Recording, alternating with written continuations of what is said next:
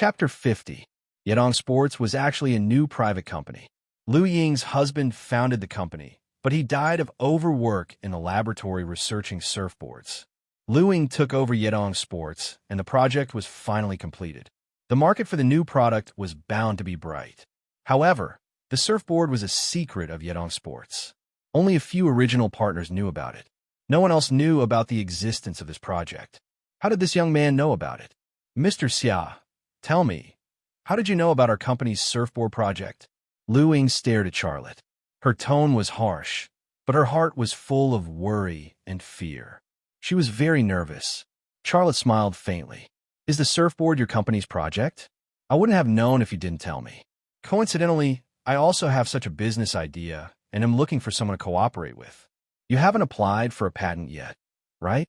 Looks like I have to speed up. I think such a good business idea must have people willing to invest in it. Don't avoid my question. Liu Ying couldn't control her emotions and shouted at Charlotte. The child was frightened and burst into tears. The old man was still watching the TV, oblivious to what was happening around him. He seemed to be suffering from Alzheimer's disease. The housekeeper also stopped what she was doing and looked nervously at the angry Liu Ying. Charlotte shrugged. I can't talk to you with this attitude. Come and talk to me when you calm down. After that, he walked around Liu Ying and walked towards the door. Liu Ying suddenly reached out and grabbed Charlotte's arm, dragging him and not letting him go. Charlotte struggled a little. She simply hugged Charlotte's arm in her arms and continued to drag him with her strength. At this moment, she no longer had the arrogant and domineering aura of a female CEO. Instead, she was like a woman who had been bullied.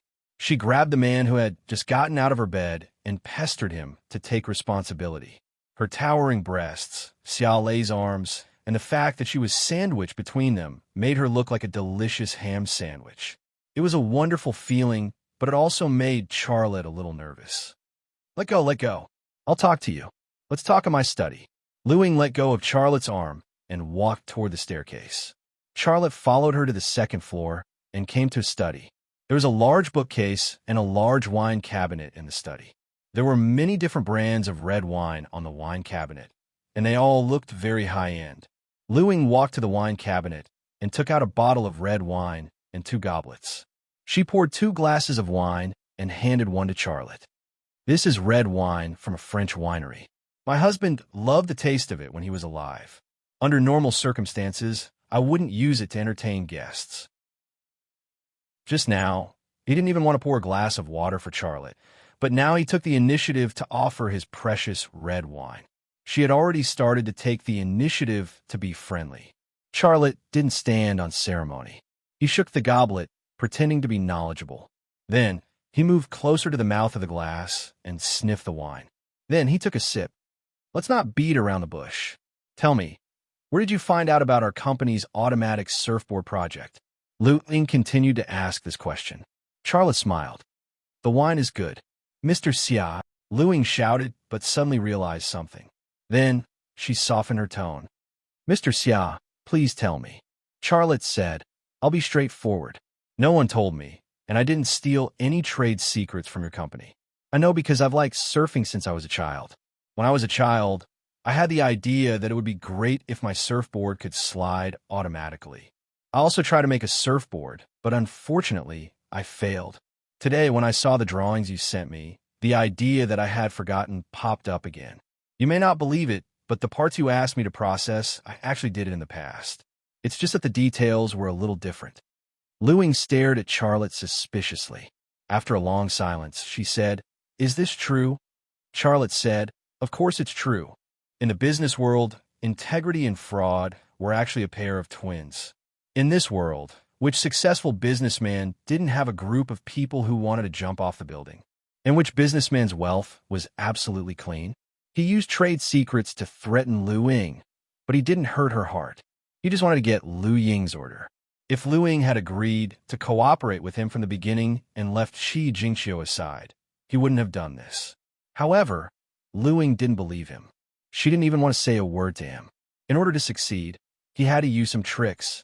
In this world, most honest people moved bricks on construction sites or screwed screws on assembly lines. He had already moved bricks on construction sites enough. He had had enough of those cold looks. He wanted to succeed. He wanted to let his brothers and sisters live a better life. There were some tricks that he had to do even if he didn't want to. I don't believe you, Luing said. Charlotte smiled and said, I understand. I don't believe it myself, but it's true. You said that you thought of this idea when you were a child, and you even made it. Can you draw a simple blueprint now? Luing was still probing. Of course I can.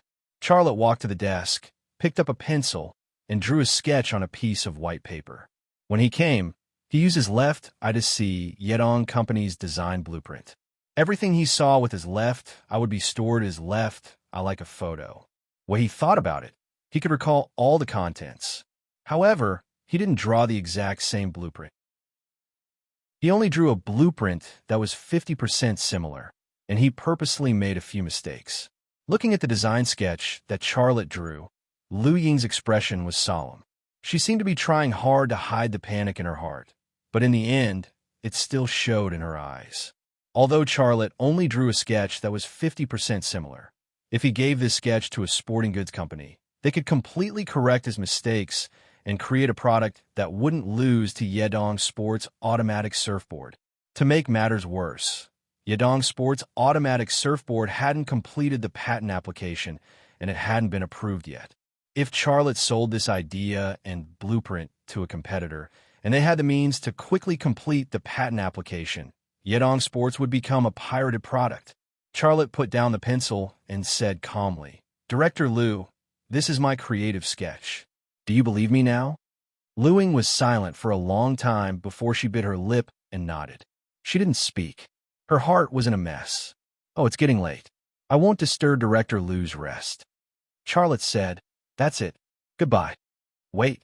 Luing bit her lip again. What do you want? Charlotte said, What do I want?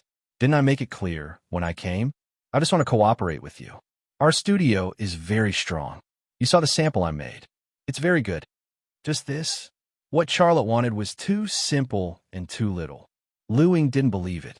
Charlotte shrugged. It's just a long-term contract.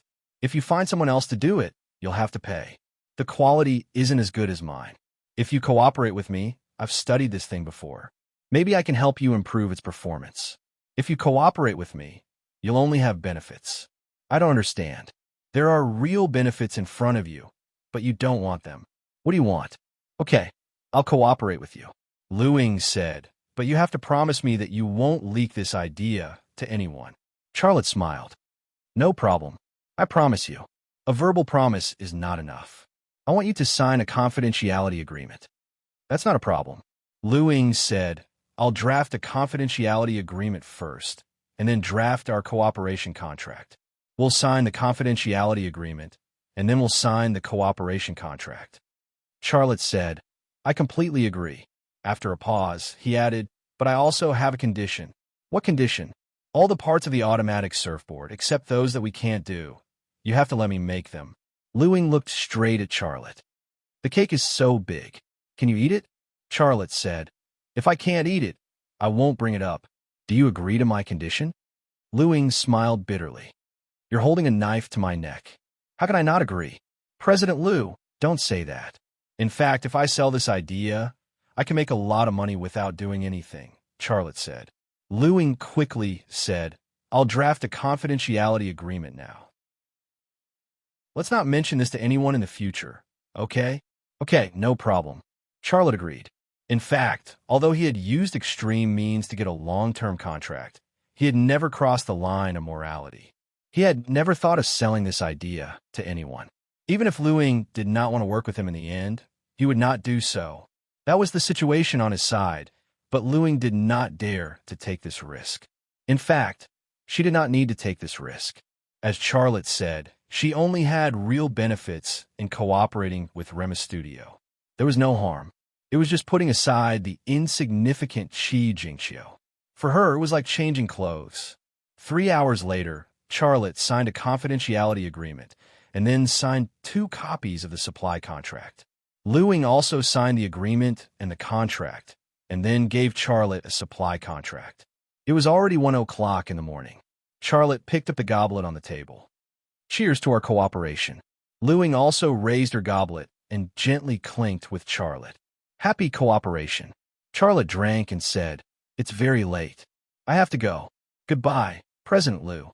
Liu glanced at the clock on the wall and said, "It's already 1 o'clock in the morning. Why don't you stay here for the night?" "This is not good." Charlotte was in a bit of a dilemma. He wanted to go home, but it was difficult to take a taxi at this time, and he did not want Liu Ying to know that he had taken taxi. It did not feel appropriate to stay in her house for the first time they met. "Oh, don't be so polite. We are now very important partners. What's wrong with you staying here for one night?" "It's decided. I'll get my husband's pajamas and slippers for you." "Well, he hasn't worn them." Speaking of her husband, there was always a touch of sadness in Liu Ying's eyes. "Okay, then I'll bother you." Charlotte agreed. The housekeeper was already asleep. Liu Ying arranged a guest room on the second floor for Charlotte, which was next to her room. Then she brought a new set of pajamas and slippers for Charlotte. "Thank you." Charlotte was really flattered that a female president did these things for him. "You're welcome. Go to sleep. Good night." After saying good night, Liu Ying left Charlotte's room. Chapter 51. Charlotte put the pajamas that Liu Ying had given him on the bedside table. He didn't want to wear the clothes left by her husband. He laid on the bed for a while with the clothes on, but he couldn't fall asleep.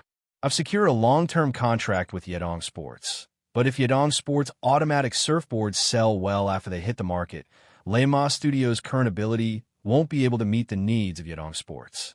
If I outsource part of the contract, I can't guarantee the quality. It seems that I have to hire more people and equipment. I'm working with a company, but the studio is obviously not good enough. I have to register a company and find a bigger venue." Charlotte's mind was full of these problems. These problems excited him, but also worried him. Click! A slight sound suddenly reached Charlotte's ears. He subconsciously looked up at the window. The window of his room was half open. The night sky outside the window was dotted with stars, and the dark blue sky seemed deep and distant. There was no wind outside the window, and the curtains were vertical. It was very quiet.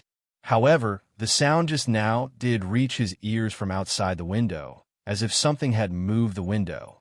There was no wind outside, so why would the window move? Charlotte got up from the bed. His left eye twitched slightly, and the wall in front of him instantly disappeared from his sight. There was nothing outside the window, no naughty cats, no mice, or anything like that. He then moved his gaze to the next room. The wall disappeared, and a scene came into his sight. In the next room, Liu Ying was lying on her bed, sleeping. She didn't seem to have the habit of wearing pajamas to sleep. She only had a set of purple lace underwear on her body. The bulge on the top was high, and it was a hot sight. The bottom was barely covering the important parts, and the lines were vaguely visible, tempting one's imagination. Her sleeping posture was very elegant and very quiet. Charlotte's gaze moved away from Liu Ying and quickly scanned the whole room. Then, he suddenly turned around and stopped at the side of the bed. There was a person lying on the side of the bed. The black tights blended in with the dark environment of the room. If not for Charlotte's eyes being able to capture the minute changes in light, he might not have been able to discover that person. The man in black quietly lay on the carpet next to the bed, his buttocks raised high, just right in the direction of Charlotte. Her buttocks were plump and perky, and her waist looked even more slender and soft. The curves of this body indicated the gender of the black-clothed person. She was a female thief. Without a doubt, the slight noise just now was caused by this female thief in black tights. She pried open the window of Liu Ying's room and sneaked into the room. She was lying under the bed. It was very likely that Liu Ying had turned over or said something in her sleep that had scared her. Liu Ying did not show any signs of waking up, so the female thief carefully got up. Her face was covered with a black veil, but it couldn't block Charlotte's vision at all. Charlotte saw her face at a glance. She was very young, with an oval face, big eyes, and a small mouth. She looked very beautiful.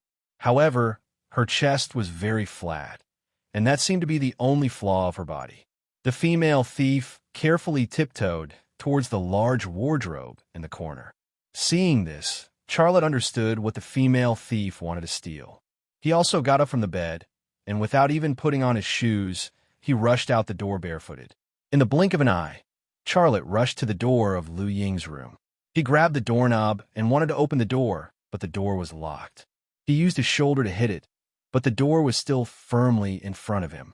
It was very sturdy. In the room, Lu Ying was awakened by the loud noise. She suddenly got up from the bed and nervously looked at the door. "Who is it?" "It's me, Charlotte." What do you want to do?" Lu Ying subconsciously grabbed the clothes on the bedside table and put them in front of her chest, as if Charlotte would break in at any time and do something to her. "There's a thief in your room," Charlotte anxiously roared. "What are you joking about?" Before Lu Ying could finish, a sharp knife went around her shoulder and stuck to her neck. Her voice stopped abruptly, and her body tensed up, not daring to move. "Tell him that the thief has already escaped," the female thief whispered into Lu Ying's ear. Cold sweat appeared on Lu Ying's forehead, and she said with a trembling voice, What do you want to do?" "Hurry up and tell me, or I'll slit your throat." The female thief's voice was a little hoarse, and also a little demonic. It was a very strange voice. Charlotte's voice came from outside the door again. "Don't be afraid. I'm coming to save you right now. Hurry up and tell me." The female thief's hand exerted a little force, and the sharp blade cut open Lu Ying's skin. A trace of blood immediately flowed from the edge of the blade. Lu Ying's brain could no longer think, and she said with a trembling voice, the thief has already escaped. If it was someone else, they might have run downstairs, but the person that the female thief wanted to trick was Charlotte. She had no idea that nothing she did could escape Charlotte's eyes. Charlotte took 2 steps back, then suddenly rushed forward and kicked the door. Bang! The door was still standing, but Charlotte was thrown to the ground by the force of the kick. The door of a rich family was always a good door. Charlotte was so depressed that he wanted to bang his head against the wall. In the room, the female thief pulled Lu Ying off the bed, grabbed her hair, and dragged her to the front of the large closet.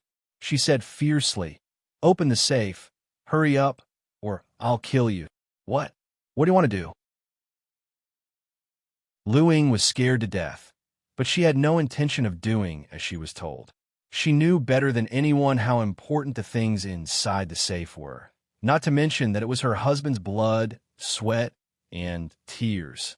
"Think about your son. Do you want him to become an orphan?" The female thief placed the knife on Lu Ying's neck again. Who are you?"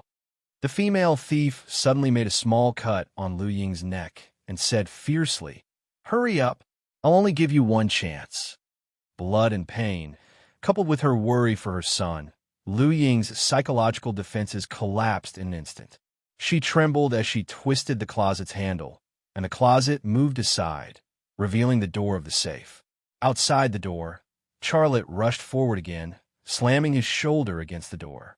This time, the door and the frame shook violently, and he almost knocked it open. "Hurry up." The female thief was also panicking. Lu Ying reached out and entered the password on the keyboard, and the door of the safe opened.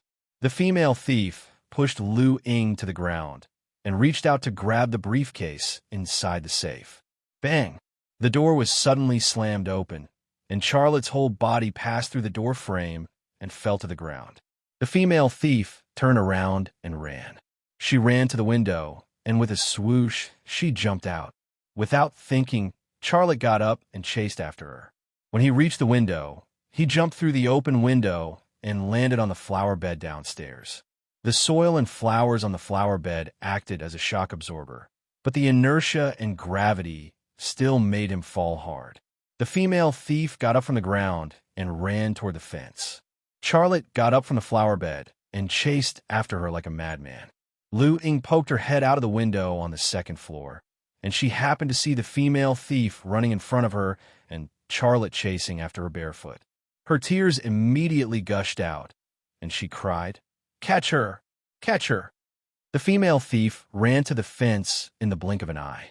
She did not slow down, and with the inertia of her speed, she jumped up and grabbed the top of the fence. Then, with the support of her hands, she nimbly jumped over the fence. Charlotte was not as agile as her, but the fence was only about 2 meters tall. He jumped up and grabbed the top of the fence. Then, using both his hands and feet, he quickly jumped over the fence.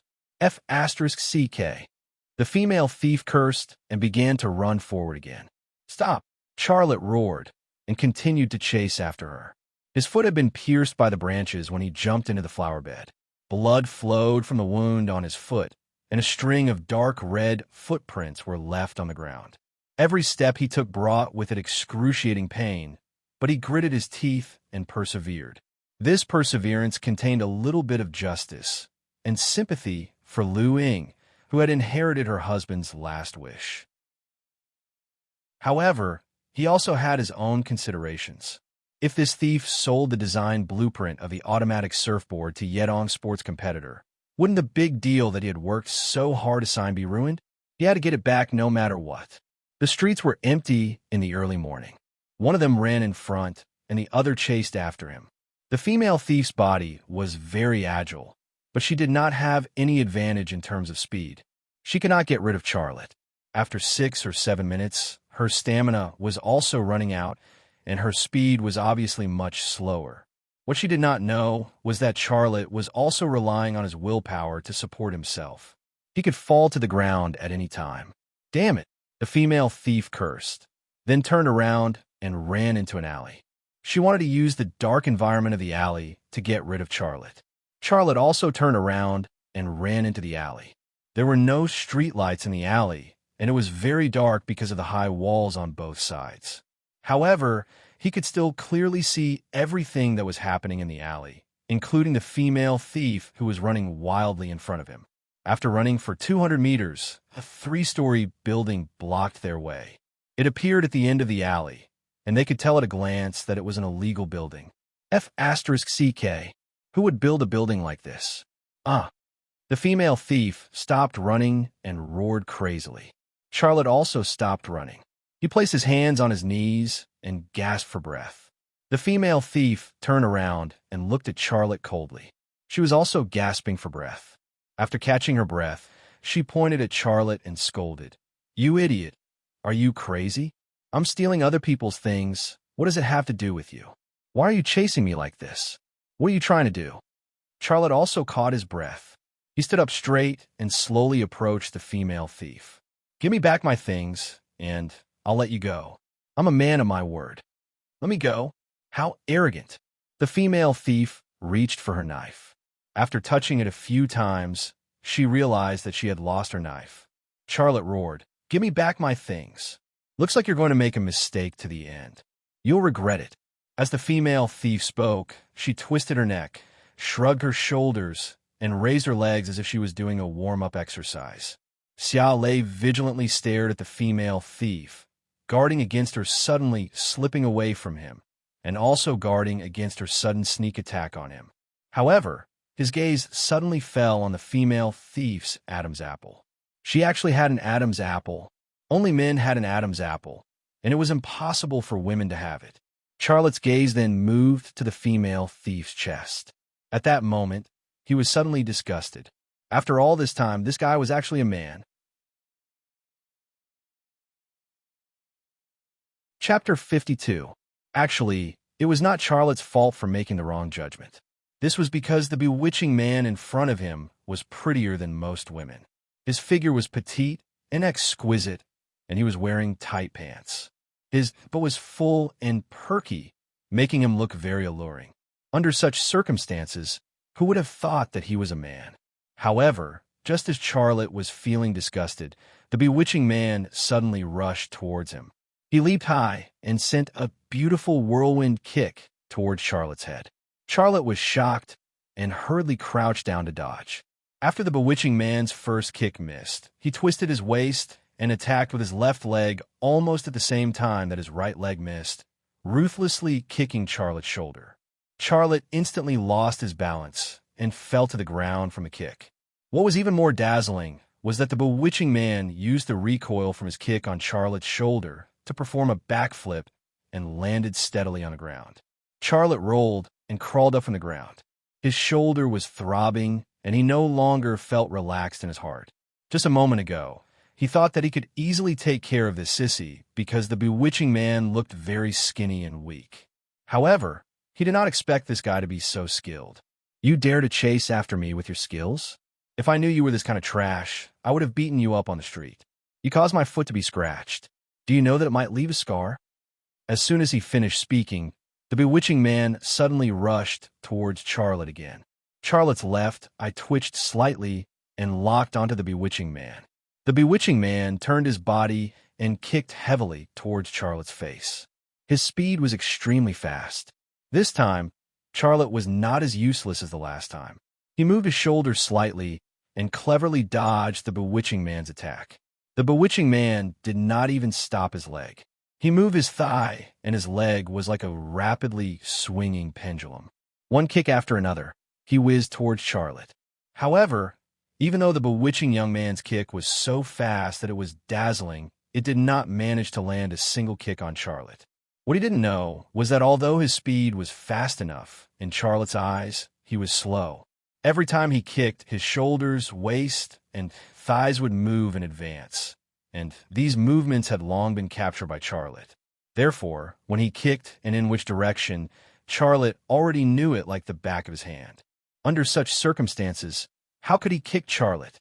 Uncanny. Yaonan stopped using his feet and approached Charlotte, using his fist to attack Charlotte. The speed of the fist was much faster than the leg, but the attack range was not as long as the leg. Yaonan's close-range attacks increased his advantage in speed, but at the same time, he lost his advantage in terms of leg length. In that instant of hand-to-hand combat, he managed to land a few punches on Charlotte, and Charlotte also landed a punch on him. Moreover, this punch landed on his face, causing a burning pain. "How dare you hit my face?" Yaonan glared at Charlotte angrily. Charlotte did not say anything. While Yaonan was talking, he suddenly opened his arms and pounced on Yaonan, instantly pouncing onto the ground. The two of them rolled on the ground. One moment, you were on top. The next moment, I was on top. You punched me on the left side of my face. I punched you on the right side. You need me in the stomach. I need you in the balls. Previously, it had been a beautiful martial arts fight, but now it had turned into a street brawl. There was no technique to speak of. It was all about strength and resistance. And in these two aspects, Charlotte was slightly stronger. After a round of fighting, the two of them could no longer move. Both of their faces were bruised, and there was a trace of blood at the corner of their mouths. Charlotte flipped over and rode on Yaonan's body, using his body to pin Yaonan down. Yaonan wanted to push Charlotte away, but he was already exhausted and could not move the strong and muscular Charlotte at all. Charlotte slapped Yaonan's face. "Behave yourself. F***CK. You hit my face again." Yaonan looked like he wanted to bite Charlotte. Charlotte ignored him and pulled the briefcase from Yaonan's body. He opened it and took a look. Everything inside was still intact. Nothing was missing. However, just as Charlotte was checking the contents of the briefcase, Yaonan suddenly straightened his waist and used both of his legs to knock Charlotte off his body. He did a carp flip, stood up, and ran towards the entrance of the alley. Charlotte chased after him for 2 steps before stopping. He had already gotten back what Yaonan had stolen, so there was no need for him to fight with his life on the line. "You'll regret this." At the entrance of the alley, Yaonan turned around and said. Charlotte rubbed his burning cheeks and replied, "Don't mess with me, you damn lady boy." The sound of a police siren could be heard from afar. F***CK. Yaonan disappeared from the entrance of the alley. Charlotte dragged his wooden legs out of the alley and walked towards the Gold Coast community. Before he reached the gate of the community, he saw a police car speeding towards him, and Lu Ying, who was standing at the gate and looking nervously. Seeing Charlotte appear under a street lamp with a briefcase in his hand, Lu Ying roared in excitement and ran towards him without a care in the world. Charlotte stood under the street lamp, motionless. He looked at Lu Ying and saw her swinging hands and her big chest. The swinging of her hands was huge, and the swinging of her chest was huge as well. They were like a ferocious torrent that had broken through the embankment of a river. Before the first wave subsided, another wave would come. At this moment, he really wanted to turn into a small boat and float peacefully in the endless waves for a while. He had no purpose. He just wanted to float for a while. Where's the stuff? Just as she was about to bump into Charlotte, Lu Ying slammed on the brakes. She stopped, but her chest didn't. With a movement similar to a throw, the protruding part of her chest almost bumped into Charlotte's body. "It's all here. I got it back," said Charlotte. "Ah!" Lu Ying suddenly opened her arms and hugged Charlotte. She cried tears of joy and was so excited that she couldn't speak. Lu Ying's embrace was extremely soft. Just a moment ago, Charlotte wanted to turn into a small boat and glide peacefully in her waves. This wish came true in an instant. However, he didn't feel like a small boat. He felt like he was a little squirrel that had crawled into a cream cake. Thank you, thank you." Lu Ying kept repeating this sentence as tears flowed uncontrollably from her eyes. Charlotte didn't say anything. At this moment, what he wanted to do the most was to lie down and have a good rest. He had run for at least 3 kilometers and had also experienced a difficult fight. What was worse was that he had completed these 2 feats with his feet pierced. His body was already exhausted. In fact, at this time, if Lu Ying hadn't hugged him, he would have collapsed. Lu Ying let go of Charlotte and took the briefcase from his hands. She opened it and took a look. The last stone that had been hanging in her heart finally fell to the ground. It was just as Charlotte had said. Nothing was missing. Charlotte couldn't hold on any longer. His legs went soft, and he fell forward. "Mr. Xia." Lu Ying hugged Charlotte and supported his body as she said nervously, "Are you okay? Don't scare me." Charlotte said weakly, "I'm fine. I'm just too tired. I want to rest. Put me on the ground and let me lie down for a while." His current state wasn't entirely because he was chasing that lady boy. It was also related to the continuous use of his X-ray ability. The energy he consumed to use his X-ray ability was no less than the energy he consumed to chase and fight with that lady boy. "How can this be? I can't let you lie on the ground." Lu Ying helped Charlotte to sit on the ground. Then she put her legs flat and put Charlotte's head on her thighs. The soft light, the older beauty, and her pair of snow-white and tender thighs. Charlotte was as quiet as a child. This scene was very beautiful. The police cars arrived at the street light under the lead of the neighborhood security. One of the police cars asked about Lu Ying's situation. Then a police officer helped Charlotte up and carried Charlotte, whose feet were bleeding, to the gate of the neighborhood. The police asked Charlotte if he needed to go to the hospital. Charlotte said that he only had a punctured foot and didn't need to go to the hospital. The police then carried Charlotte back to Lu Ying's house. Several police officers checked the scene, took photos, recorded statements, and then drove away. The nanny had already woken up. She brought a first aid kit and was ready to help Charlotte treat his wounds. "Go rest. I'll take care of it." Lu Ying took the first aid kit from the nanny. The nanny obediently left the living room. Lu Ying squatted by Charlotte's feet and used a cotton swab dipped in hydrogen peroxide to clean Charlotte's wounds. "Director Lu, I can do it myself. How can I trouble you with such a thing?" Charlotte said with some embarrassment. He reached out to take the cotton swab in Lu Ying's hand, but Lu Ying moved the cotton swab away. "Just sit here quietly. If you hadn't got my bag back tonight, I wouldn't know what to do. Compared to what you did for me, it's nothing for me to clean your wounds." After that, Lu Ying took the cotton swab and cleaned Charlotte's wounds. She was very careful and very gentle. Charlotte didn't stop her and sat quietly. He saw her face, the snow-white skin under her face, and the deep cleavage. He looked away awkwardly. Although she was in her early 30s, she looked no different from a woman in her mid-20s. She also had a mature charm. After all, he had never touched a woman. Some contact, even if it was just eye contact, would make him very sensitive. "Where's the thief?" Lu Ying asked as she carefully treated his wounds. Charlotte said, "He ran away. That damn thief. I must find out about this," Lu Ying said hatefully.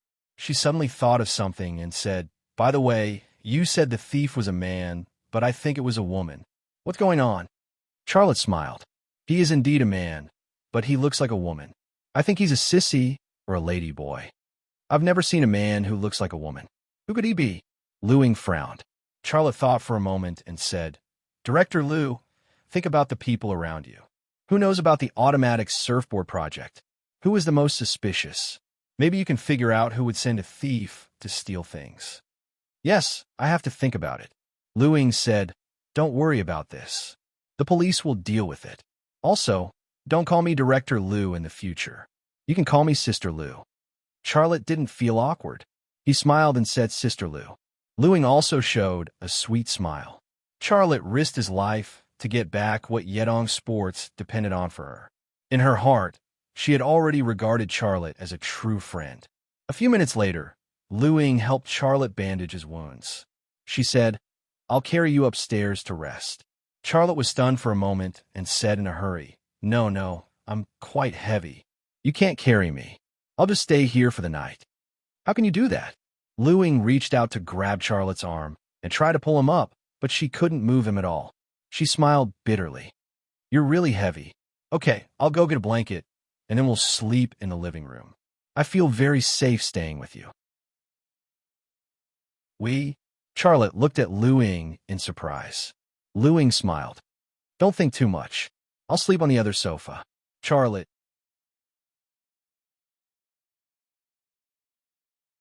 Chapter 53. The injury on his foot was not serious. After a night's rest, it was almost healed. The next morning, Charlotte was able to walk, albeit with a slight limp. He had breakfast at Lu Ying's house, and then Lu Ying drove him to Thunderhorse Studio. The small Thunderhorse Studio made Lu Ying somewhat worried about the long-term supply contract she signed with Charlotte. But when Charlotte mentioned that Dongfang Heavy Industry had asked him to process important precision machine parts, she was relieved. She had always wanted to cooperate with a state-owned enterprise like Dongfang Heavy Industry, but Dongfang Heavy Industry still asked Charlotte to help complete the order. Did she still need to worry about Charlotte's technical strength? Sister Lu, I know you're worried that our studio's production capacity will not be able to meet your production needs in the future, right? Charlotte said after deliberately mentioning that Dongfang Heavy Industry had asked him for help. Lu Ying was silent for a moment and then said, Lei, to tell you the truth, I'm indeed a bit worried. Your studio is so small, and our products will definitely be mass-produced after they hit the market, which will require a lot of parts. With your current production capacity, you can't supply us at all. Charlotte said with a smile, You don't need to worry about this, Sister Lu. After getting your order, my next step is to add people and equipment. I also want to register a company, find a place, and turn my studio into a mechanical processing plant. At that time, I could supply as many parts as you need. Lu Ying chuckled as she patted Xia Lei's shoulder. Her eyes were filled with praise as she said, That's great. Last night, I could tell that you weren't a simple person. You have the technical strength and our long-term order, so you'll definitely succeed. I think you're just a small earthworm in a pond now, but in time, you'll definitely become a big python. Charlotte said with a smile, We'll all succeed. Lu Ying said, Well, you process 3,000 sets for me first, and I'll ask the workers to rush out the first batch of products. I'll go back to the company now, and I'll ask the finance department to transfer 50,000 yuan to you. After the order is completed, you can transfer the rest. Charlotte nodded readily. Okay. Also, Sister Lu, you have to hurry up with the patent application. Someone is trying to steal your technology. You have to be careful. I'm going to the patent office now. Let's talk next time. Goodbye. Lu Ying left immediately. She was a capable woman. Charlotte walked Lu Ying to the side of the road and watched her drive away. Ma Xiaoan came from behind. Brother, did you lose your virginity to this rich woman last night? Charlotte looked at Ma Xiao and then said unhappily, What nonsense are you talking about so early in the morning? Ma Xiaoan said with a smile, Don't take me for a fool. I heard everything just now. She said that your little earthworm entered her pond and turned into a python, right? Charlotte, Ma Xiaoan was not finished yet. He clicked his tongue and said, She's not simple. This woman is a little older, but she's good. She has big breasts and round buttocks. Her skin is tender. TSK. Last night must have been very comfortable, right? Scram. Charlotte kicked him.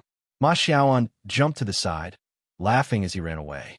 Charlotte walked into the studio and said, Yedong Sports needs 3,000 sets of parts. We're going to be busy for a while. I'll show you the samples later. You must process them according to the standards of the samples. It doesn't matter if it's slow, we have to ensure the quality. It doesn't matter if there are more scraps. Do you all remember? Yes, the employees of Lima Studio responded. After arranging the work, Charlotte took the lead. While working, he was also thinking about the registration of the company and the plan to find a place. He had the technology, people, and orders. It didn't seem difficult to turn Lima Studio into a small mechanical processing company, but there was a very key problem that worried him: money. Renting the space, buying equipment, hiring workers, temporary accommodation, cafeteria, insurance, and so on. There were a lot of things that needed to be spent. It would cost at least $5 million, and he couldn't afford that much money. In the afternoon, Chi Jingxiu drove to Lima Studio. She seemed to know what had happened, and her face was angry. Lei, tell me what's going on? Chi Jingxiu was directly angry with Charlotte. Xiao Lei, on the other hand, looked calm and collected. What do you mean, what's going on? You know what's going on. You despicable guy. Chi Jingxiu's spittle almost sprayed on Charlotte's face. Charlotte didn't want to quarrel with women, but Chen Ajiao was not easy to deal with. She shouted, "Where did this shrew come from? Do you want to quarrel? I'll accompany you." "You're the shrew." Chi Jingxiu gave Chen Ajiao a disdainful look. "Countrywoman, I'm too lazy to talk to you. I'm a country woman, and you're a city woman. I have 1B asterisk TCH, and you're a city woman. Do you have 2B asterisk cheese? I'd like to see if you, a city woman, have 2B asterisk cheese. Even if you have 2B asterisk cheese, I'll tear you apart today." Chen Ajiao stomped over, and she really looked like she was going to fight. Chi Jingxiu was about to go crazy, but she couldn't curse like Chen Ajiao. Seeing Chen Ajiao rushing towards her, she was also afraid and quickly hid behind Charlotte. Charlotte didn't want the two women to fight in the studio, so he blocked Chen Ajiao and said, "Sister Chen, don't talk too much. Go buy some ice creams for everyone in the market." Without waiting for Chen Ajiao to agree, he said to Ma Xiaoan, "Xiaoan, go with Sister Chen and help her get it." "Okay, let's go." Ma Xiaoan took Chen Ajiao's hand and walked out. As Chen Ajiao walked, she muttered and cursed, "Bitch, who do you think you are? In my village, no one dares to quarrel with me. If you dare to find trouble with Boss Lei, I'll drown you with my saliva." Humph. After Ma Xiaoan took Chen Ajiao away, Zhou Xiaohong, Wang Youfu, Yang Benkai, and the others also walked out of the studio. Chi Jingxiu sneered and said, "This is the employee you hired? How uncultured." Charlotte said, "Sister Chen is an open-minded woman. Although her curses are a bit harsh, she is more upright than most people." "What do you mean? Are you saying that I'm not upright?" Chi Jingxiu said angrily. "Charlotte, don't forget that I'm here to settle the score with you today." "Settle what score?" "I'm helping you to get clients, but you actually went behind my back to meet my clients and left me aside. Is this considered upright enough? Shouldn't I settle the score with you?" Chi Jingxiu was aggressive. She felt that she was in the right. Charlotte sneered. "Director Liu offered a price of 310 yuan, but you secretly deducted 50 yuan and only gave me 260 yuan. You still have a nerve to settle the score with me? You kept the price so low, so I naturally have to lower the cost and use the raw materials of the lower grade. Is Director Liu willing? If you do this, will she still cooperate with you?" Chi Jingxiu was speechless. Charlotte said, "Director Liu asked about this yesterday. When we talked, the matter of you secretly deducting 50 yuan was exposed. She doesn't want to cooperate with you and wants to cooperate with me directly. Should I refuse her to satisfy you?" Chi Jingxiu's face was red. Charlotte said, "Go. I don't want to quarrel with you. Go back and calm down. We'll talk when you think it through. You want to drive me away like this?" Chi Jingxiu stared at Charlotte. "What else do you want? Give me 200,000 yuan and I'll go." Charlotte smiled and said, "Why should I give you 200,000 yuan? If it weren't for me, would you have gotten the order of Yedong Sports?" Charlotte said, "It seems that I'd better ask Sister Chen to talk to you." "I can't talk to you." "You? Well, we'll see." Chi Jingxiu angrily left Thunder Horse Studio. Charlotte said to himself, "You really dare to ask for 200,000 yuan? You really want money so much that you're crazy. Now that things had gotten to this point, the cooperation with Qi Jingxiu was temporarily over. Charlotte didn't feel guilty or grateful to Qi Jingxiu. His cooperation with her was purely a business act from the beginning. He needed the order, and Qi Jingxiu wanted to earn the price difference and commission.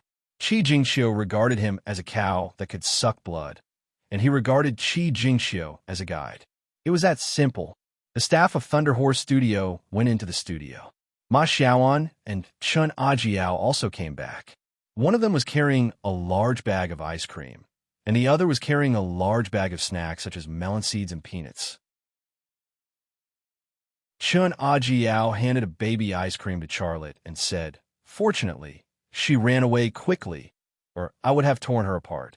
Charlotte said with a wry smile, "Sister Chun, Chui Yong hasn't found a girlfriend yet." "Don't say that." Chui Yong smiled awkwardly. He actually liked it very much. Chun Ajiao said, "Well, I won't say that word again. Little Chui, you work hard and save 100,000 yuan. I'll take you to our village to talk about a girlfriend." Chui Yong's face suddenly turned red, and he looked very embarrassed. "Lazy.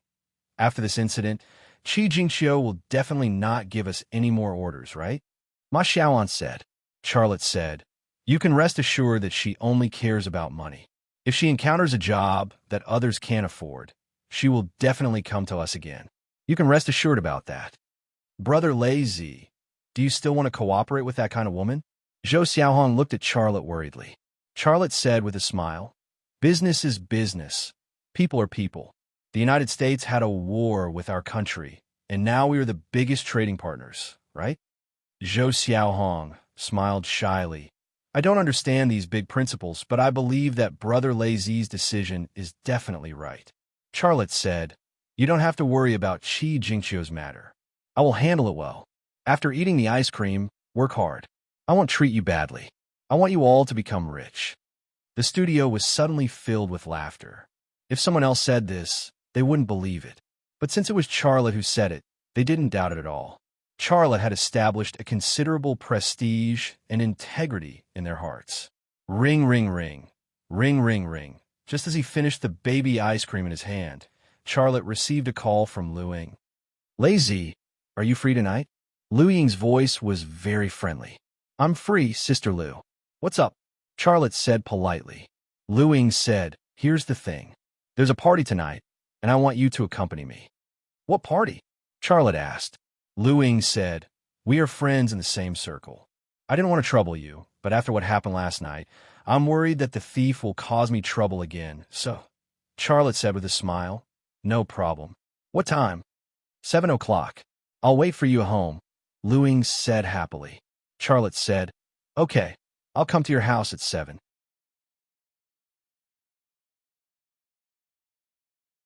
Chapter 54. Before 7 o'clock, Charlotte took a taxi and arrived at the Gold Coast district. He had a driver's license and a car, but he didn't dare to drive on the road yet. Jiang Rui was still occupying his car. Not only did she drive his car to and from work, but she also asked him to refuel when she ran out of gas. He couldn't help it. Jiang Rui was his nemesis. Charlotte registered at the gate and entered the district. Two young girls walked past him and couldn't help but look at him. He was wearing a white shirt, a brown tie, a black suit pants, and a pair of shiny leather shoes. Coupled with his strong and tall figure and delicate face, he was indeed very handsome tonight. We knocked on Lu Ying's door. Lu Ying's eyes also lit up. She said with a smile, "Hey Lei, you're so handsome tonight." Charlotte smiled and said, "Sister Lu, you're also very beautiful." Lu Ying was wearing a black evening dress with a low chest and a bare back. There was a beautiful white scene in front of her, and there was also a beautiful white scene in the back. Coupled with the graceful curves formed by her full buttocks and slender waist, she was not only beautiful, but also sexy tonight. Charlotte's praise seemed to make Lu Ying very comfortable. She smiled. Her smile was sweet and charming, with an indescribable charm. "Sister Lu, I don't know anyone in your circle of friends. You have to take care of me when we get there," Charlotte said with a smile. Lu Ying patted Charlotte's shoulder gently. "Don't worry. I'll introduce a few friends to you." It'll help your career. Thank you, Charlotte said. This was actually the reason why he was willing to accompany Lu Ying to the party. He needed to build his own circle of friends, and such a party was an opportunity. Look at you. You're being polite with me again, aren't you? Let's go and get the car. Lu Ying walked to the garage. A few minutes later, an Audi Q7 drove out of the gate of the Gold Coast district and then headed in the direction of the sea. The place they were going to was a private club called the Heroes Club. The people who went in and out of that place were either rich or respectable, and they were all prominent people in Haiju City. Sister Lu, have you found any suspicious people around you? Charlotte asked as the car entered the highway around the city. Lu Ying shook her head. After you reminded me last night, I carefully observed the people around me when I went to the office today. But I don't have any experience in this area. Even if that person walked around me 8 times, I wouldn't know. Charlotte said, if the thief was sent by someone close to you, he must have hidden himself by now. It's normal that you didn't notice. You'd better be careful during this period of time. Don't give them any opportunities to take advantage of. Yes. Lu Ying nodded and smiled at Charlotte. With you by my side, I won't be worried or afraid. When my husband was still alive, I didn't have these troubles. Sigh. Now that I'm a woman with a child, sometimes I really feel tired. Charlotte comforted her. Don't worry. If there's anything you need me to do, just let me know. As they chatted, the Audi Q7 got off the highway and continued driving towards the sea. Finally, they arrived at the Ensemble of Heroes. It was located on a small peninsula with 3 sides facing the sea. The main building was built on a hill that was 300 meters above sea level. It could be seen from afar. The green tiles, red walls, and pavilions made it look like an ancient emperor's palace. It was extraordinary. That's the Ensemble of Heroes, Gu Ishan's business, Lu Ying said to Charlotte as the car drove up the mountain. Who is Gu Ishan? This was the first time Charlotte had heard of this name. You don't know?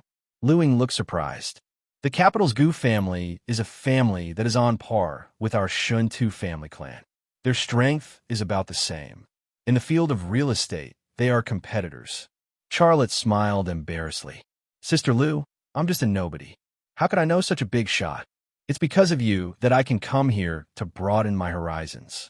To tell you the truth, although I was born and raised here, this is the first time I've come to this place. I've never even heard of it before. Lu Ying released her right hand that was holding the gear lever. However, she stretched it out and patted Charlotte's thigh. Then, she placed it on Charlotte's thigh and did not move it away. Charlotte suddenly became nervous and embarrassed. He did not know why she did not say anything after he said those heartfelt words. Instead, she reached out her hand to touch his thigh. He really could not understand. His words did not have the slightest intention of teasing or seducing her, right? However, Lu Ying took away the hand that was placed on Charlotte's thigh. She smiled and said, Lazy, don't belittle yourself. You are smart and you are hardworking. Sister has high hopes for you. Who knows, in a few years or 10 years, you might have your own listed company and a private clubhouse like this. Charlotte smiled. I don't dare to think about that. I just want to lead a better life. I'm not that ambitious. Do you have a girlfriend? No, Charlotte said. Right at this instant, Shindu Tiannin's face actually floated up into appearance within his mind, and it was peerlessly cold and unapproachable. After Lu Ying got the answer, she did not ask anything else. She did not say anything else. She just concentrated on driving. The Audi Q7 climbed up the hill and arrived at the parking lot. The parking lot was full of luxury cars. Ferrari, Bugatti, Bentley, Rolls-Royce, Mercedes-Benz, BMW. In front of these luxury cars, Lu Ying's Audi Q7 was like a car driven by a migrant worker. It was of the lowest grade. Seeing these luxury cars, Charlotte could not help but sweat in his heart. He said, if I drove my Great Wall H6 here, the security wouldn't even let me through the door, right? Let's go. Let's go in. Lu Ying got out of the car. Charlotte also got out of the car and followed Lu Ying to a palace-like hall. The path in front of the hall was covered with a red carpet. On the left was a row of young and handsome male ushers, and on the right was a row of young and beautiful female ushers. This was the first time Charlotte had seen such an extravagance, and he was secretly nervous. Lu Ying gently held onto Charlotte's arm and whispered into his ear, "It's my first time attending such an event, so I'm a little nervous." "Don't worry, I'm here." Charlotte felt much better. He responded softly and followed Lu Ying into the hall. The hall was spacious and decorated in an ancient style. All the tables and chairs were made of gold-threaded phoebe, emitting a dark golden light. Gold-rimmed phoebe was a type of wood that could only be found in Sichuan. It was extremely valuable. In ancient times, only emperors had the right to use gold thread phoebe as furniture. Here, however, the entire place was filled with gold-rimmed cedar furniture. When one was inside, it really felt like one was in an emperor's palace. It made one feel reverence for the environment and the owner of this place. There were already many guests in the hall. They were either chatting or drinking. The scene was lively but very quiet. There was no sense of noise at all. It was unknown how many big deals had been easily finalized in such a chatty occasion, and it was unknown what kind of storm would be set off in the stock market tomorrow. Charlotte's gaze quickly swept across the hall and the faces. Then, he unexpectedly saw 3 familiar faces: Ning Yuanshan, Ren Wenxiang, and Peaceful. When he saw the 3 of them, they were talking softly in a corner of the hall. The atmosphere seemed very harmonious. "Is there anyone you know?" Lu Ying asked softly. Charlotte said, "Yes, over there." He pointed. "Do you see them? They're the chairman of Dongfang Heavy Industry, Ning Yuanshan, and his niece, Peaceful. The young man next to her is called Ren Wenxiang, and he is from the Shinta Group. It is said that he is in charge of the Shinta Group's wind power station project." Lu Ying said, "I know Ning Yuanshan, but I don't know the 2 young men you mentioned. Ren Wenxiang is so young, yet he is in charge of such an important project. He is really young and promising." "Sister Lu, do you want to go and talk to Ning Yuanshan?" Charlotte asked. "No, I'm working with you now. Why should I go and talk to him?" Lu Ying said, "He is the boss of a large state-owned enterprise, and I am a small boss of a private enterprise. We have nothing to talk about. My little business is nothing to them." Charlotte smiled. "I actually don't want to go either.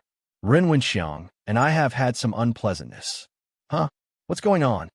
Lu Ying looked very curious. Without waiting for Xia Lei to say anything, a middle-aged man walked over with 3 goblets in his hands. With a smile on his face, he said, "Director Lu, I was looking for you everywhere just now. I didn't expect you to only arrive now." After saying that, he handed a glass of red wine to Lu Ying and another to Xia Lei. Charlotte nodded in greeting. "Thank you." Lu Ying said, "Lei, let me introduce you. This is the director of Yedong Sports R&D Department, Lin Bowen." Charlotte stretched out his hand. "Hello, Mr. Lin." Lin Bowen smiled and said, "You don't need to introduce me to know you. You're the supplier of Yedong Sports, Xia Lei." Then he shook hands with Xia Lei and said, "Nice to meet you." Charlotte was a little curious. He thought to himself, people like Lu Ying are probably at the lowest level of this party. Why would the director of Yedong Sports be invited to such a high-class party? The 3 of them clinked glasses and took a sip of wine. Lu Ying seemed to have thought of the same place as Charlotte. She looked at Lin Bowen.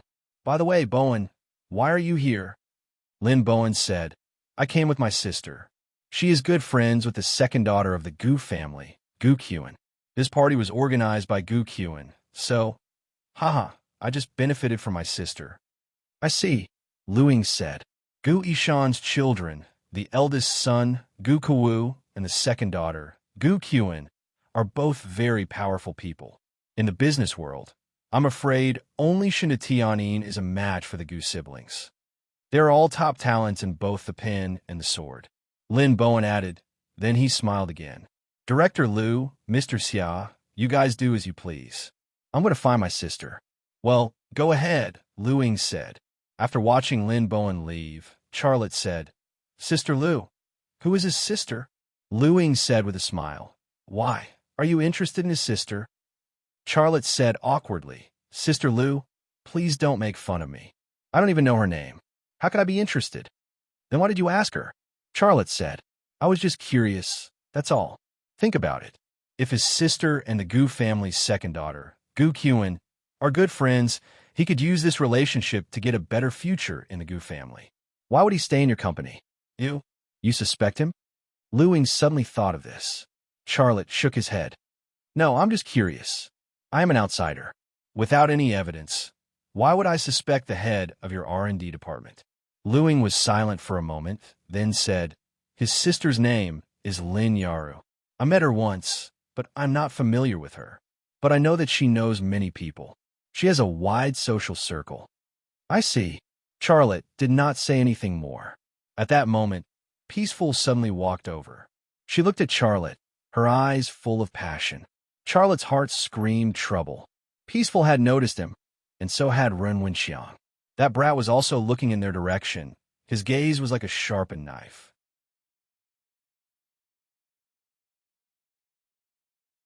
Chapter 55. Ale, why are you here? Peaceful walked in front of Charlotte and Lu Ying. She had a friendly smile on her face. She did not hide the happiness in her heart. Charlotte smiled back. I came with Sister Lu. He introduced them and said, this is Lu Ying. Sister Lu, this is Peaceful. She is an archaeologist. She is very knowledgeable. Lu Ying and Peaceful shook hands and exchanged pleasantries. But Lu Ying did not seem interested in making friends with Peaceful. After chatting for a while, she said, you guys talk. I'm going to find a friend. Okay, go ahead. After she said that, Charlotte did not want to follow. After Lu Ying left, Peaceful asked, who is she? Charlotte said, a business friend. She has a sporting goods company. I'm now her spare parts supplier. Impressive. I knew you would succeed, Peaceful said with a smile. I am really happy for you. Charlotte said, by the way, why are you here? Peaceful said, I came with my second uncle. I did not expect Ren Wenxiang to be here. Charlotte quickly understood why Ning Yuanshan brought Peaceful to this gathering. On one hand, it was because Peaceful's parents had asked him to give Peaceful and Ren Wenxiang a chance to interact. On the other hand, it was because of the cooperation between Dongfang Heavy Industry and the Shun Tu family's wind power station, killing two birds with one stone. Why not bring Peaceful? Can you go out with me? Peaceful looked at Charlotte. I did not like the atmosphere here. Sure, let's go out for a walk. Charlotte actually wanted to stay in the lobby. He wanted to get to know more people from the business world. He did not want to reject Peaceful's request. Before Peaceful and Charlotte left, Ren Wenxiang walked over. He wore a suit, had a handsome face, and eyes full of confidence. Ren Wenxiang's body had the aura of an elite. In front of him, Charlotte lost some of his temperament, but Charlotte's unique calmness and unswerving determination was something he didn't have.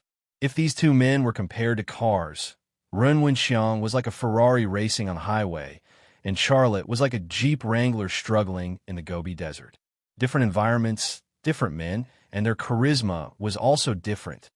Yo, isn't this Director Xia? Since you're here, why don't you come over and have a chat? Ren Wenxiang said with a smile. He addressed Charlotte as Mr. Xia, but this seemingly complimentary remark was full of contempt. Charlotte said indifferently, there doesn't seem to be anything to talk about between us, right? Why are you here? Ren Wenxiang looked at Charlotte with a provocative look in his eyes. Charlotte said, I don't need to explain it to you, do I? Ren Wenxiang smiled and said, oh, I forgot. You came with Lu Ying. Not long after Lu Ying's husband passed away, you and Lu Ying became a couple. That is amazing. However, you two are quite a good match. You are both entrepreneurs. There's a lot to talk about. Charlotte's heart was suddenly angry. You better watch what you say. You can talk to me, but don't talk to Sister Lu. She is a woman worthy of respect. She is not someone with a mouth like yours can talk about. The smile on Ren Wenxiang's face disappeared. Xia, I don't know where you get the courage to talk to me. Do you believe that I won't ask someone to kick you out right now? A person of your status can come here. Everyone in this room feels like it's a loss of face. Peaceful could not take it anymore. She angrily said, Wenxiang, Ale is my friend. How can you talk to him like that? Ren Wenxiang coldly laughed. Some people are not worthy of respect. I am protecting you. Do not be tricked by people with ulterior motives. Ale has never tricked me. You misunderstood him. Peaceful looked very angry. When she was with Ren Wenxiang, she was not happy for a single minute. Xia Lei said, You don't have to explain to him. Some people think that the world revolves around him and are full of themselves. It's useless no matter how much you explain to him. He won't listen to a word you say, let alone understand you. Ren Wenxiang mockingly said, I am arrogant? Okay, I am arrogant. But I'm better than some people who rely on women to climb up, okay? Do you dare say that you did not sleep with Lu Ying and serve that widow? If you did not serve her, did she bring you here to see the world? Xiao Lei suddenly splashed half a glass of red wine on Ren Wenxiang's face. The purplish-red wine splashed on Ren Wenxiang's face, and a portion of it splashed onto Ren Wenxiang's white shirt. It was very eye-catching. Ren Wenxiang's reaction was also very fast. Just as Xiao Lei splashed the red wine on his face, he punched Xiao Lei's chest almost at the same time. With a muffled thud, Charlotte was forced to take a step back. Compared to Ren Wenxiang, who looked like a mess, he was in a much better state. Ren Wenxiang wanted to fight, but Peaceful stood in front of him. What are you doing? Get out of my way, Ren Wenxiang angrily said. Charlotte said, Get out. I will fight you when we get out. The guests in the hall all looked over at Ren Wenxiang, Peaceful, and Charlotte. Some guests whispered to each other, while others just watched. Get out. I will break you. At that moment, Ren Wenxiang was like a beast in a primitive forest. Charlotte sneered. Don't be too full of yourself. Even if you were at the 9th phase of judo, I would not be afraid of you, let alone an 8th phase judo. The 8th phase of judo was a very powerful level. Charlotte did not have any confidence that he could beat Ren Wenxiang, but he was not afraid.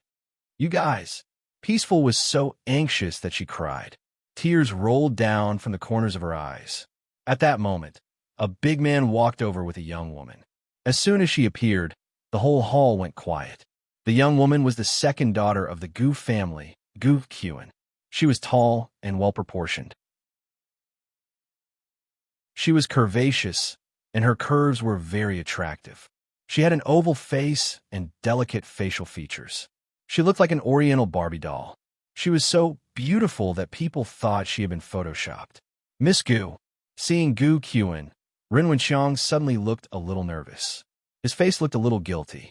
When it came to fighting, no matter what the reason was, it could not be justified in this kind of situation. Gu Qian looked at Ren Wenxiang and then looked at Charlotte. Then, she said, Give me some face. You guys can leave. It was no wonder she was the second daughter of the Gu family in the capital. Even when she said something like chasing people away, it sounded very courteous.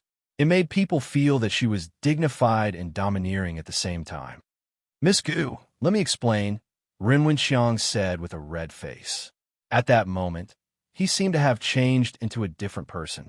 Before Gu Qian appeared, he was a wolf. Now he was a rabbit. Gu Qian did not say anything else. The bodyguard next to her suddenly stepped forward. He stood in front of Ren Wenxiang and Charlotte like an iron tower. Charlotte turned around and left. He would not be like Ren Wenxiang and shamelessly asked to stay. It was an embarrassing thing to be driven away. Compared with the cold looks he suffered during the years when he worked at the construction site to earn money for Xia Shui's education, this was actually nothing. He could face it calmly. Peaceful looked at Ren Wenxiang and then at Charlotte's back. She did not know if she should stay or leave with Charlotte. She was a woman who lacked determination and courage. Without waiting for Charlotte to walk out of the hall, a few bodyguards in black suits surrounded a woman and walked in. When Charlotte, who was walking out, saw her face, he stopped in his tracks. The woman who came late was the Shen Tu family clan's leader, Shinta Tianin. She was still so cold and unattainable. Shinta Tianin only glanced at Charlotte lightly before looking away. She walked straight towards Gu Qian. In her eyes, Charlotte was like a stranger she had met on the street. Ren Wenxiang bowed, Hello, Missy. Shinta Tianin only nodded indifferently, not even saying a single word. Gu Qian went forward with a smile. Sister Tianin, couldn't you have come earlier? I have been waiting for you for half an hour. Shinta Tianin said lightly, I have a meeting at the company. My brother is waiting for you at the Heavenly Music Parlor. I will take you there. Gu Qian seemed to be used to Shinta Tianin's iceberg-like personality. She did not mind it at all. She affectionately held Shintu Tianin's arm and walked into the hall. Shintu Tianin's name had a Tianin. The Gu family's private club also had a heavenly music parlor. There was a story behind it. Xiao Lei withdrew his gaze, turned around, and walked out of the hall. Even if there was a story behind it, it was not something he needed to worry about. He was not interested. After walking out of the hall, Charlotte remembered that he had taken Lu Ying's car. Lu Ying was still in the hall. He wondered if he should call Lu Ying and ask her to send him. However, he changed his mind after thinking about it. He was going to call Jiang Rui and ask her to pick him up. "Sir," a voice suddenly came from behind. Charlotte turned around and saw Gu Qian's bodyguard, who was about to drive him and run Wenxiang away. He said, "What's the matter?"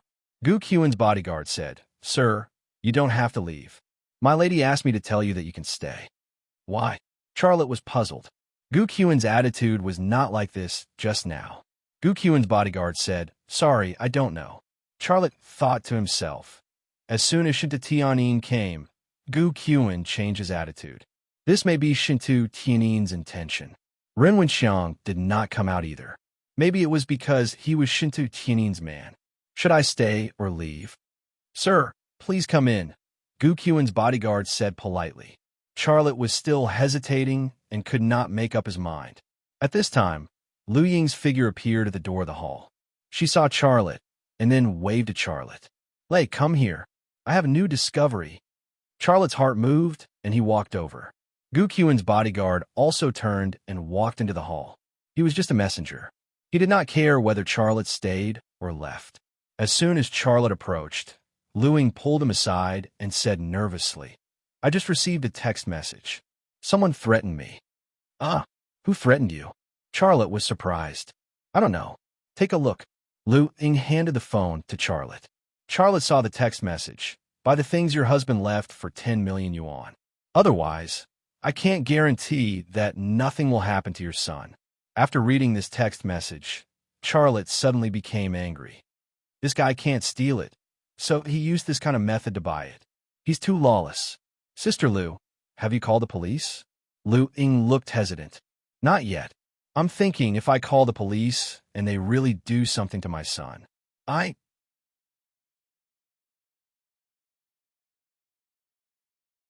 Chapter 56. No matter how strong a woman was, she was still a woman. Sometimes, she needed a man to rely on.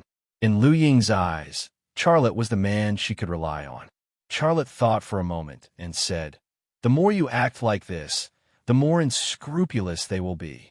Have you ever thought that they just sent a thief to send a threatening text message to you? What if they lose their patience and hurt you and your child? What will you do then? Unless you sell them what they want." "I won't sell it even if I die," Charlotte said, "then call the police." Lu Ying hesitated for a moment and finally took out her mobile phone. "Okay, I'll call the police now." At this time, Lin Bowen came over and greeted her from afar. "President Lu, I have a friend who wants to meet you. I wonder if you would like to meet him?" Charlotte gave Lu Ying a wink. Lu Ying also understood and put away her mobile phone. Lin Bowen said again, "He's over there." "President Lu, I'll take you there." "What does he do?" Lu Ying didn't want to go. Lin Bowen, who was very observant, explained, "He's in the retail industry. He has chained supermarkets and brand stores all over the country. I think it's good for our company if you get to know her." Hearing this, Lu Ying was a little tempted. She looked at Charlotte as if she was asking for Charlotte's opinion. Charlotte said, "Sister Lu, you go. Don't worry about me. Then wait for me. I'll be back soon." Lu Ying left with these words and followed Lin Bowen. The person who talked to Lu Ying was a fat, middle-aged man in his early 40s. He was wearing an expensive Patek Philippe watch and a valuable jade necklace around his neck.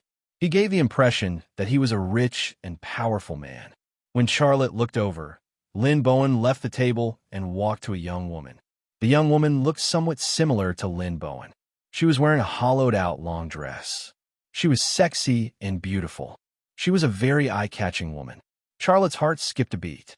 Is that woman Lin Bowen's sister, Lin Yaru? What will they talk about? Curious, Charlotte's eyes locked on Lin Bowen and the young woman, and he read their conversation with his lips. "Brother, who's that brat beside Lu Ying?" Sure enough, it was Lin Bowen's sister, Lin Yaru. She glanced at Charlotte. Charlotte avoided her gaze in time, then changed his angle and continued to lock onto her and Lin Bowen, using his lips to read the conversation between the brother and sister. Lin Bowen said, "He's just a poor guy with a studio. Lu Ying signed a long-term contract with him to supply spare parts." "Was he the one who helped Lu Ying retrieve the design documents?" Lin Yaru asked. "It's him. If it wasn't for him, we wouldn't be so passive," Lin Bowen said. After deciphering Lin Bowen's words, Charlotte's heart suddenly trembled. This Lin Bowen really had a problem. "He's already urging us. We have to get it done quickly. We can't fail again this time," Lin Yaru said. "Don't worry, a widow and a young brat are no match for us." As he spoke, Lin Bowen's eyes fell on Lu Ying and the middle-aged man. Charlotte's heart skipped a beat. He also shifted his gaze to the corner where the middle-aged man and Lu Ying were sitting. Lu Ying was sitting with her back to him. He couldn't see her face, so he couldn't read her lips. The middle-aged man was facing him, so he could see his face and read his lips. "Director Lu, it's not that I'm boasting, but if you let me sell your products with the sales channels I have now, it won't be a problem at all. To tell you the truth, I'm currently building large shopping centers in Mingquan City and Shudu City to develop the Western market. When the time comes, your products will also sell well in the Western region." The middle-aged man boasted, spittle flying everywhere. Charlotte secretly said in his heart, "This guy, the most important product of Yedon Sports is the surfboard. Will that thing sell well in the Western region? Will the consumers buy it to surf in the mountains? This is a flaw. Why didn't Sister Lu notice it?" At this time, the middle-aged man poured Lu Ying a glass of wine and said with a smile on his face, "Director Lu, let's have another toast for our cooperation." Charlotte couldn't see Lu Ying's face, nor could he hear her voice, but he saw her raise the glass. He suddenly realized something. His left eye fell on the wine glass that Lu Ying raised. The wine glass was instantly teleported to his eyes and then enlarged. The scarlet wine contained some light-colored powder that was difficult to see with the naked eye. The powder was quickly dissolving, and the undissolved powder settled at the bottom of the glass, forming a thin layer of sediment. The wine also had sediment, but the color was purplish-red, not like the light white color. It was obvious that the wine had been drugged. A woman who had been drugged would not react normally, no matter what people said to her. Charlotte quickly walked over, but before he could reach the corner, Lu Ying drank the glass of red wine. The middle-aged man got up and came to Lu Ying's side. He reached out to help her up and said, "Director Lu, you're drunk. Let me take you back." Lu Ying was helped up by the middle-aged man. She was mumbling something, but it couldn't be heard clearly. Several respectable guests next to them looked at them with disdain. It was very shameful to be drunk at such a high-class banquet. Lin Bowen suddenly saw Charlotte walking over quickly. He greeted him with a smile and said, "Mr. Xia, I'm waiting for you. Let's go over there and have a chat." Charlotte moved his feet and deftly went around Lin Bowen. Lin Bowen reached out to grab him, but he was half a beat too late. In the blink of an eye, Charlotte had already walked to Lu Ying's side. He reached out and grabbed Lu Ying's other hand, not letting the middle-aged man take her away.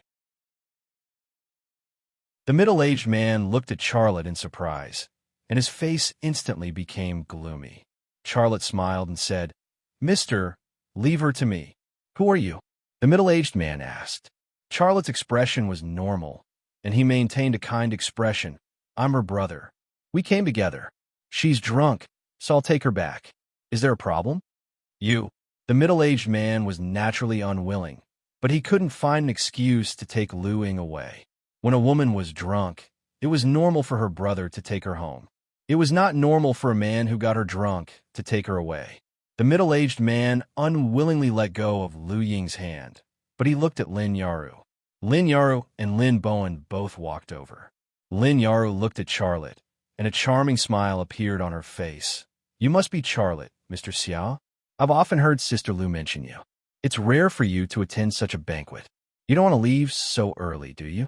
How about this? You leave Sister Lu to me, and I'll take her to the lounge to rest. I'll also make her some sour plum soup to sober up."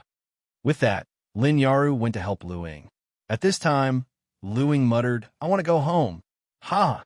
So many stars," Charlotte said. "Did you hear that?" Sister Lu said she wants to go home. "That's it. I'll take her home. I don't want to stay at this banquet." With that, he helped Lu Ying to the door of the hall. Lin Bowen, Lin Yaru, and a middle-aged man looked at each other. At this moment, the three of them really wanted to chop Charlotte to death and mince him into meat sauce. However, in reality, they could only watch helplessly as Xia Lei supported Lu Ying and left, slowly disappearing from their sight. Walking out of the hall, Xia Lei's heart was immediately relieved.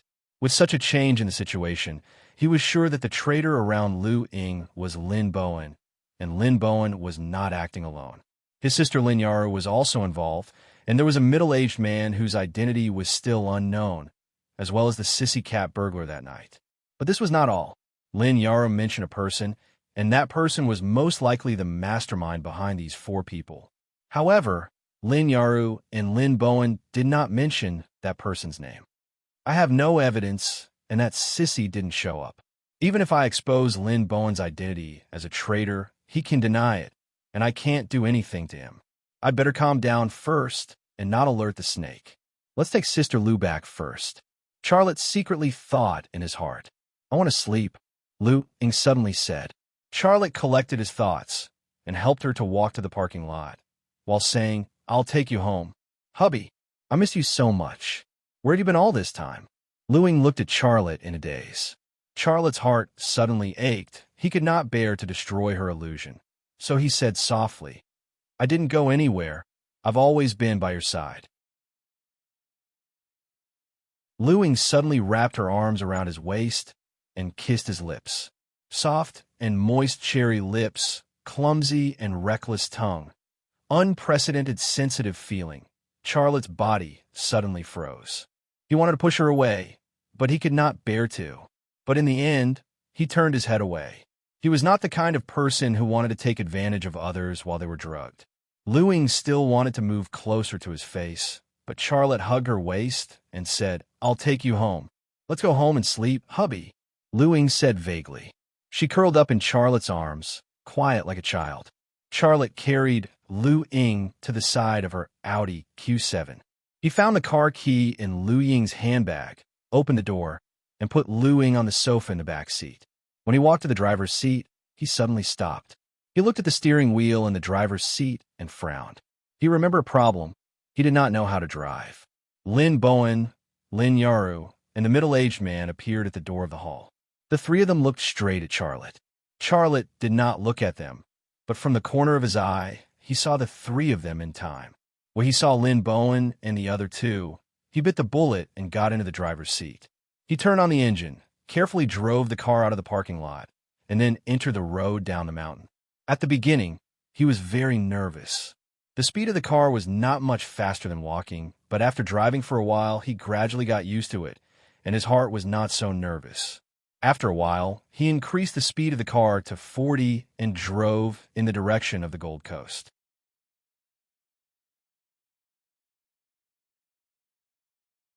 Chapter 57. Fortunately, there were few cars on the road at night, so Charlotte finally drove Lu Ying's car safely to the Gold Coast. However, it took him more than an hour to drive, which should have only taken half an hour. Lu Ying was already asleep. Her breathing was steady, and there was no obvious drug reaction. It was because of this reaction that Charlotte didn't drive to the hospital, but to her home.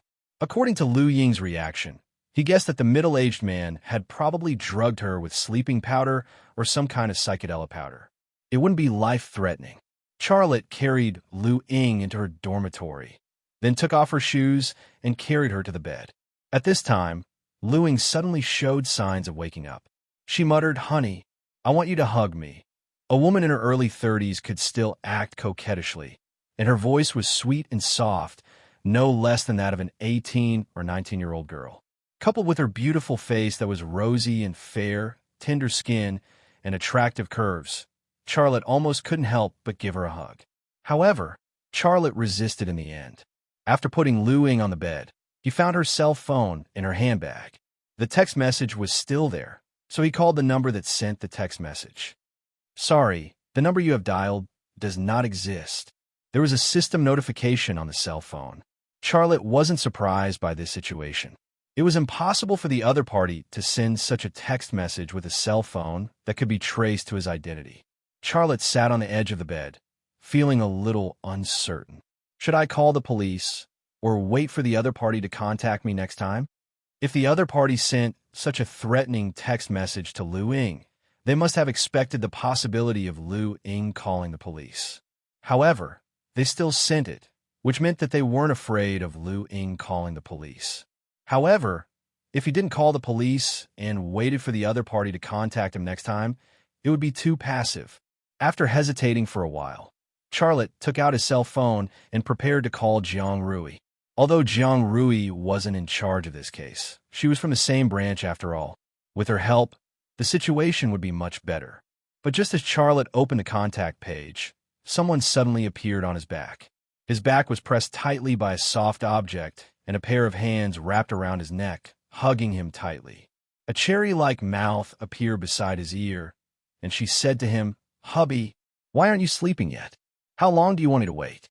In that instant, Xiao Lei's entire body tensed up, and the fabric of his pants seemed to have shrunk. "Hubby!" Lu Ying's cherry lips were almost touching Charlotte's earlobe. Charlotte could not hold on any longer. He leaned his back and placed Lu Ying, who was on his back, on the bed. Then, he used his hands to support himself and escaped from Lu Ying's entanglement. Lu Ying wriggled on the bed like a boneless fish. Her mouth was muttering something, but she probably didn't even know what she said. As she wriggled, her skirt opened wide, revealing her skin.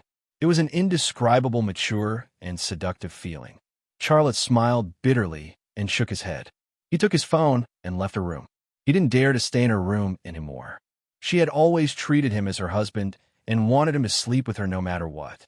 It would be troublesome if he couldn't control himself and really became her husband. Charlotte dialed Jiang Rui's number in the corridor. "It's me, Rui. What's up? Why are you calling me so late? I'm already asleep." "Yawn. You woke me up again," Jiang Rui said as she yawned, looking very unhappy. Charlotte said, "I'm reporting the case." "Hee, you mean turning yourself in, right?" Charlotte said, "I'm not joking with you. I'm telling the truth. It's like this." He briefly recounted the whole incident, from the sissy cat burglar to the fact that Lu Ying had received a threatening text message and had been drugged. "Isn't the other party too arrogant? They actually drugged her," Jiang Rui said angrily. Charlotte said, "Yes, the police should solve the case quickly. If it goes on like this, I'm afraid that the other party will really hurt Sister Lu and her child." "I'll call my colleague who is in charge of this case," Jiang Rui said. Charlotte said, "Thank you. That's it. I'll wait for your news." "Wait," Jiang Rui suddenly said. "Are you at Lu Ying's home now?" "Yes, I drove her back." "You won't," Charlotte said speechlessly. "What are you thinking about? Am I that kind of despicable person in your eyes?" Jiang Rui giggled. "Why are you so anxious? I haven't finished speaking, and you're already thinking in that direction.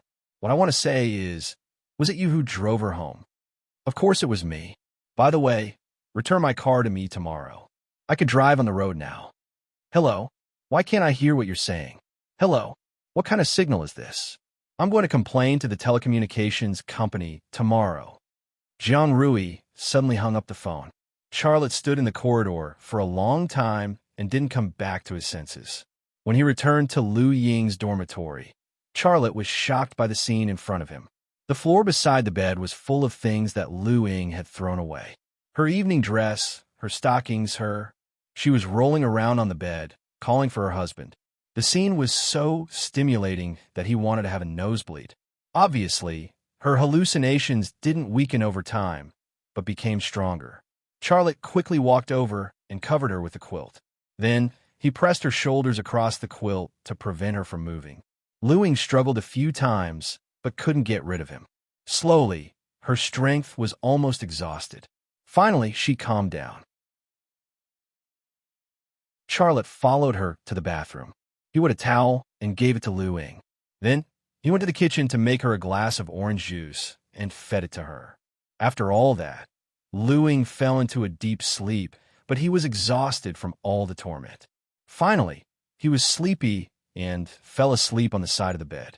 He had a dream. He dreamt of Shinta Tianin. She was holding his hand on a soft white cloud. The white cloud floated, flew over the mountains, flew over the sea, and finally landed on a green meadow. She and he rolled together, rolling and rolling. Sometimes he was on top of her, and sometimes she was on top of him. They looked very intimate. At one time, she moved her small mouth and whispered something in his ear. Her cheek rubbed against his cheek. That feeling was ticklish, lazy, a woman's voice. Don't be like this. It's very ticklish. Charlotte muttered. Did you take off my clothes? A woman's voice. Aren't you still wearing clothes? Which eye of yours saw me wearing clothes? A woman's voice. This was an inexplicable conversation in a dream and outside of a dream. Charlotte suddenly woke up. When he opened his eyes, he saw Lu Ying sitting on the bed. She was using the quilt to cover her chest. Under the corner of the quilt, a long white leg could be seen. Looking up, he could see her small waist. She didn't even have a rope on her body, let alone clothes. Lu Ying was looking at him with a strange look. She stared at him without even blinking, as if she wanted to see through his heart and find out the truth that she didn't have clothes. Their eyes met, and there was a long silence. The atmosphere in the dormitory was also extremely awkward. Lazy, Lu Ying broke the silence. What did you do to me? Charlotte immediately became nervous. He quickly explained, Sister Lu, don't misunderstand. I didn't do anything. Really? Then why am I lying on the bed? And my clothes? Did they fly away by themselves? It was very strange. Lu Ying suspected that she had been drugged, but her reaction was very calm. She didn't make a scene, nor did she cry. Charlotte didn't have the mood to observe these subtle details. He braced himself and explained, Do you remember that Lin Bowen took you to see a person? That middle-aged man drugged you. He wanted to take you away, but I stopped him. I took you home. You had some reaction to the drug. You took off your clothes yourself. I didn't dare to put them on you. Lu Ying frowned. She seemed to be trying to recall everything that happened last night. Charlotte continued, I used a towel to put a cold compress on you. Then I fed you a glass of fresh orange juice. Later, I was sleepy, so I fell asleep on the edge of the bed. If you don't believe me, you can check. After all, he was a virgin who had never touched a woman. When he said the word check, Charlotte's face turned red. Lu Ying suddenly smiled.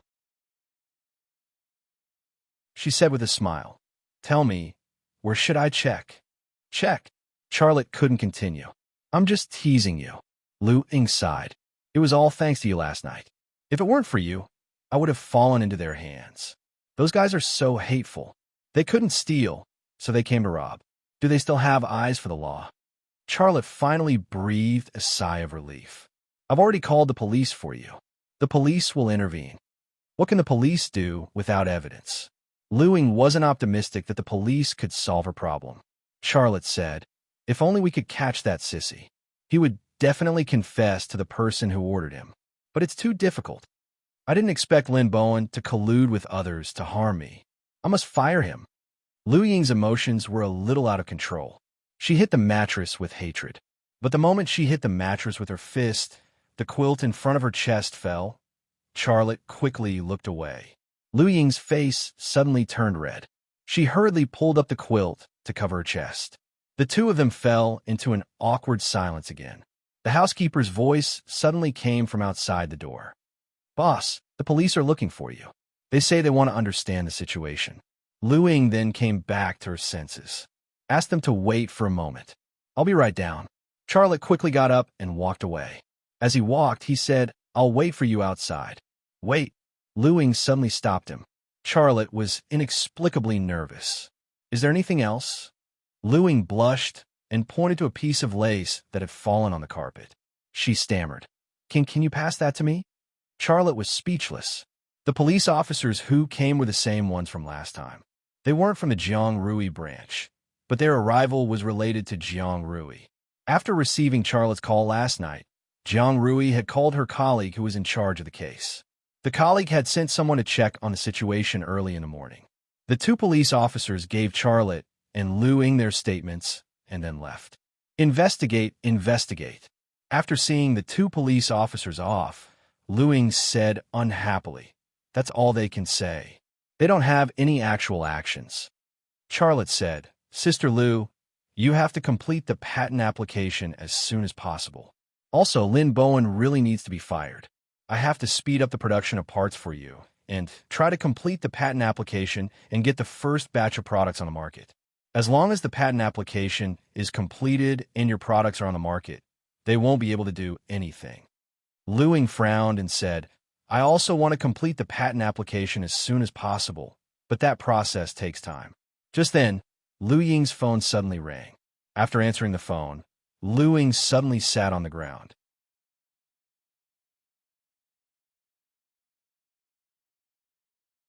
Chapter 58. The phone call was from Lu Ying's secretary. She said two things. Lin Bowen used her name to gather the shareholders and announced that someone would be buying Yedong Sports.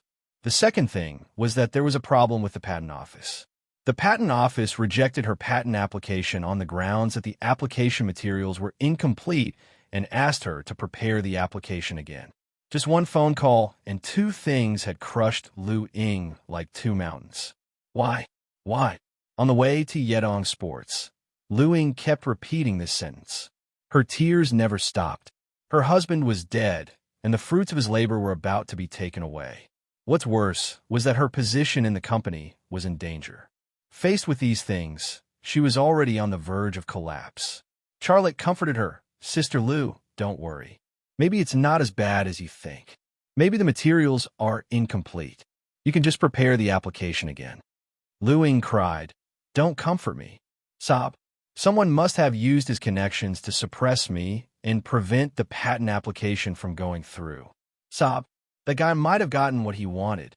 Now he's asking Lin Bowen to gather the shareholders to force me to step down. Why is my life so bitter? Lei, tell me, what's the point of living?" Charlotte's heart was also sad, and his eyes were a little wet. "Don't cry. No matter what difficulties you face, don't give up. You're not alone. I'll face it with you. Don't do stupid things. Even if you don't think about yourself, you have to think about your child, right?" Lei sobbed. Lu Ying was already sobbing. The Audi Q7 sped on the street, obviously exceeding the speed limit. But at this time, Lu Ying and Charlotte didn't care about it. When Lu Ying calmed down, Charlotte thought about it and finally picked up his phone. He wrote a text message and sent it. Lu Ying drove the Audi Q7 to a factory in the suburbs. The factory wasn't big. The office building and factory buildings were still very new. At first glance, it was obvious that it was a young factory. This factory was the heart and soul of Lu Ying's husband, Yedong Sports. When Lu Ying and Charlotte got out of the car, many workers looked at Lu Ying and Charlotte strangely. After entering the office building, Charlotte also noticed that many employees were quietly discussing something. He didn't read his lips to decipher what the employees were gossiping behind his back, because he could guess that it had something to do with Lin Bowen gathering the shareholders to impeach Lu Ying. Lu Ying pushed open the door of the conference room. Several shareholders were sitting in the meeting room, and Lin Bowen was standing in the head of the table. There was also an unexpected guest, Lin Bowen's sister, Lin Yaru. The moment the door of the conference room was violently pushed open by Lu Ying, everyone's eyes gathered on her, and Charlotte behind her. Lu Ying walked in, and Charlotte followed her. "Chief Lu is here." Lin Bowen put on a fake smile and said, "Find yourself a seat. You came just in time. I'm about to announce a very important news." He occupied Lu Ying's seat, but he let Lu Ying find herself a seat. He seemed to have regarded him as the boss of Yedong Sports. Lu Ying was so angry that her face turned ashen. She angrily walked in front of Lin Bowen, slammed the table, and then pointed to the door and shouted, "Lin Bowen, you're fired. Get out of here." Lin Bowen didn't even move. He sneered and said, "You're firing me? You have to ask them if they agree." Lu Ying suddenly realized something. She looked at the shareholders, and her eyes were full of disappointment and resentment. The shareholders avoided Lu Ying's gaze, not because they felt guilty, but because they wanted to avoid her. Lin Bowen sneered and said, "Lu Ying, I'll tell you the truth. Your best choice now is to sell your shares and leave with the money. Otherwise, you won't get anything. You despicable person. Lu Ying slapped him. Lin Bowen grabbed Lu Ying's hand and threw it away. He turned hostile and said, Lu, you'd better be smart. Your patent application will never be approved in this lifetime. As long as you leave Yedong Sports, the patent application will be approved. You can't ruin the interests of all the shareholders because of you, right? Name your price. How much do you want for your 50% shares? Lu Ying's tears rolled down again. Director Lu, just sell it. You can still get a good price if you sell it now. A shareholder said. That's right. As long as you stay in Yedong Sports, the patent application won't be approved. You can't make money, but we have to make money to support our families. A shareholder said. If you don't sell it, then we'll sell it. Then this company will be finished. It's your husband's hard work. Can you bear to see it go to waste? A shareholder said. That's right. Sell it. With the money, you and your children can live a carefree life. As a woman, why do you work so hard? It's better to stay at home and take care of your children. A shareholder said. The 4 shareholders in the meeting room had the same opinion. They all wanted Lu Ying to sell her shares. If Lu Ying didn't sell it, they would sell their 50% shares and let Yedong Sports be finished. Lu Ying was so angry that she couldn't speak. Charlotte said aloud, Who wants to buy Ms. Lu's shares? It's such a big deal. Shouldn't you show up and talk about it? What's the point of sending a dog to bark here? How dare you call me a dog? Lin Bowen was furious. It's me. A woman's voice suddenly came from the door. Charlotte turned around and saw the second daughter of the Gu family, Gu Qun. She was still as beautiful as ever. She was as exquisite as an Oriental Barbie doll. She was very young, but she already gave people the feeling that she would never grow old. As soon as Gu Qun appeared, Charlotte understood everything. Just now, when he asked who wanted to buy Lu Ying's shares, he wanted to know who the mastermind behind the whole incident was. He originally thought that it would be very troublesome and that he would need to spend a lot of time and effort to lure out the mastermind. He didn't expect that as soon as he finished speaking, the mastermind would show up so openly. Gu Qun only said 2 words, but her meaning and attitude were very clear in front of everyone. I'm the one who started this. What can you do about it? Gu Qun walked into the conference room, followed by 2 tall and burly professional bodyguards. These 2 bodyguards maintained a distance of 3 steps from Gu Qun, as if they had practiced this countless times. No matter how Gu Qun walked, they always kept the same pace, not 1 step more, not 1 step less. They were very precise. Second miss, please sit. Lin Bowen nodded and bowed as he stood to the side. Lin Yaru also walked over and greeted Gu Qun respectfully. In the face of the Lin siblings' goodwill, Gu Qun only nodded lightly and didn't even bother to say a word.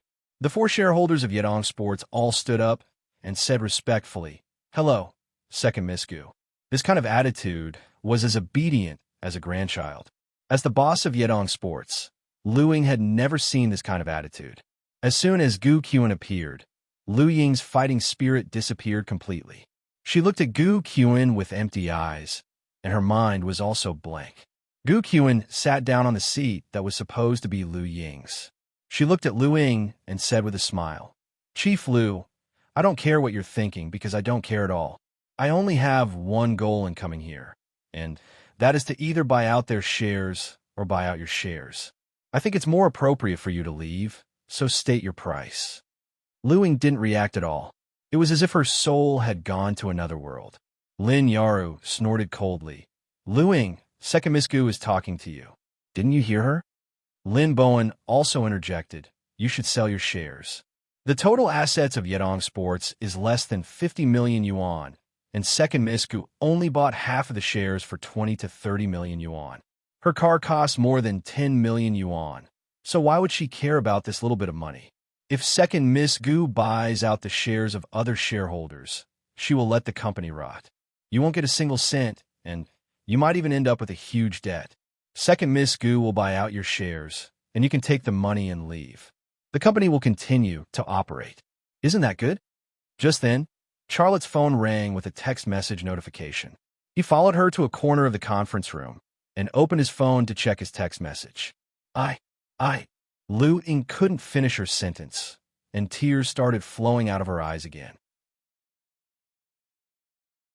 She knew very well that she was at the end of her rope. Against an opponent like Gu Qian, she had no chance of winning.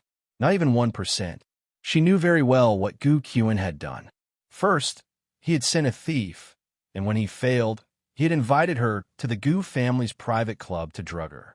After both of her plans had failed, she had decided to tear off her disguise and use the Gu family's enormous influence to get the patent office to stop her from applying for the patent. Then, she had colluded with the other shareholders to force her to leave Yedong Sports. She had only one opponent, and every single one of his moves was enough to kill her. If she continued to fight, she might really lose everything that she treasured. Gu Qian seemed to have seen through the weakness in Lu Ying's heart, and a smile appeared on his lips. President Lu, you're a smart person. State your price, and we'll seal the deal. Lu Ying bit her lip and nodded. I won't wait. Charlotte walked over. Sister Lu, let me talk to you first. Lu Ying had already run out of ideas, and she nodded subconsciously. The smile on Gu Qian's face disappeared. She stared at Charlotte and said coldly, You again. Charlotte said calmly, Miss Gu, you don't care about the time I have to talk to Sister Lu, do you? Before Gu Qian could speak, Lin Bowen said impatiently, Can't you talk later? Do you know how precious Miss Gu's time is? Charlotte smiled. You're a dog, but I admit that you're a good dog. F***CKU. Lin Bowen couldn't help but curse. Gu Qian glanced at him, and Lin Bowen immediately shut his mouth. He was indeed a very good dog based on his reaction. Charlotte pulled Lu Ying aside and whispered in her ear, Do you trust me? Lu Ying was slightly stunned, and she looked a little unhappy. What do you mean by that? Why don't I trust you? We haven't known each other for a long time, but I treat you like my own brother. How can I not trust you? Charlotte whispered in her ear, That's not what I meant. If you trust me, let me help you deal with this matter. Lu Ying smiled bitterly, and tears almost rolled down her cheeks again. Lazy, at this point, what else can I do but compromise? Forget it. You can't help me with this matter. Just sell it to her. I'm sorry, but I'm afraid the contract I signed with you will be scrapped. She spoke pitifully, but Xia Lei smiled. He once again moved closer to Lu Ying's ear and whispered something inaudible. Lu Ying trembled and looked at Charlotte in surprise.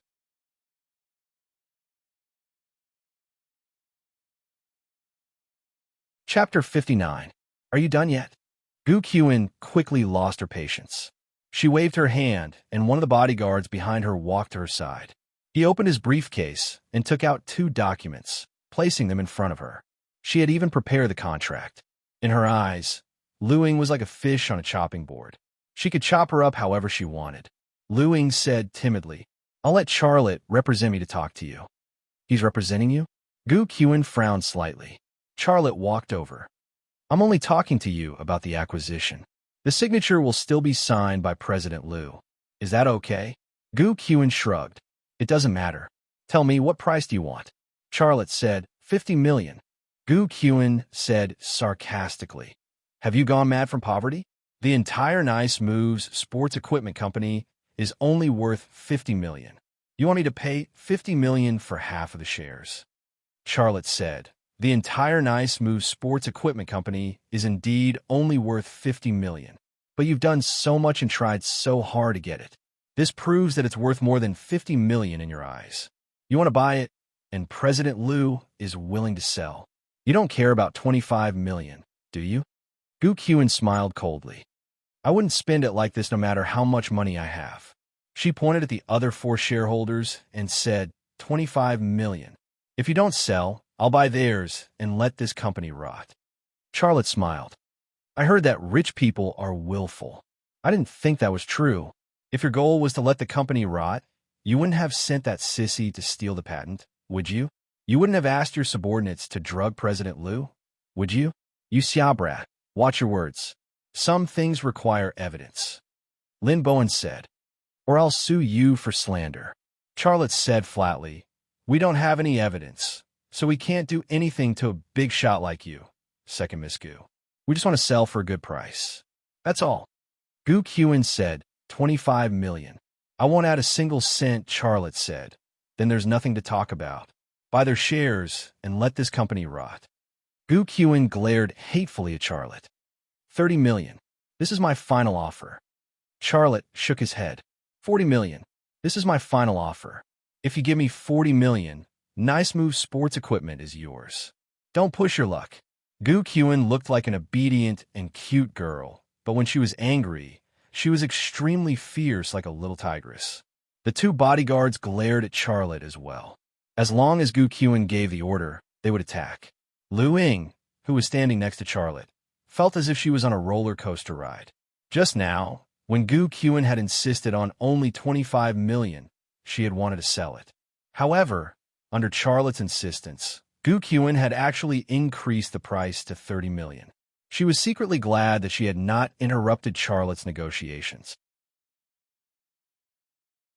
At this time, she wanted to agree again, but Charlotte had increased the price to 40 million. She hesitated again. Xiao Lei, on the other hand, did not show the slightest sign of guilt or fear. He was as calm as ever. 40 million. Take it or leave it. Charlotte, is it? Remember this. Gu Qin's beautiful eyes were filled with a chilling hatred. No one had ever dared to challenge her, the second daughter of the Gu family.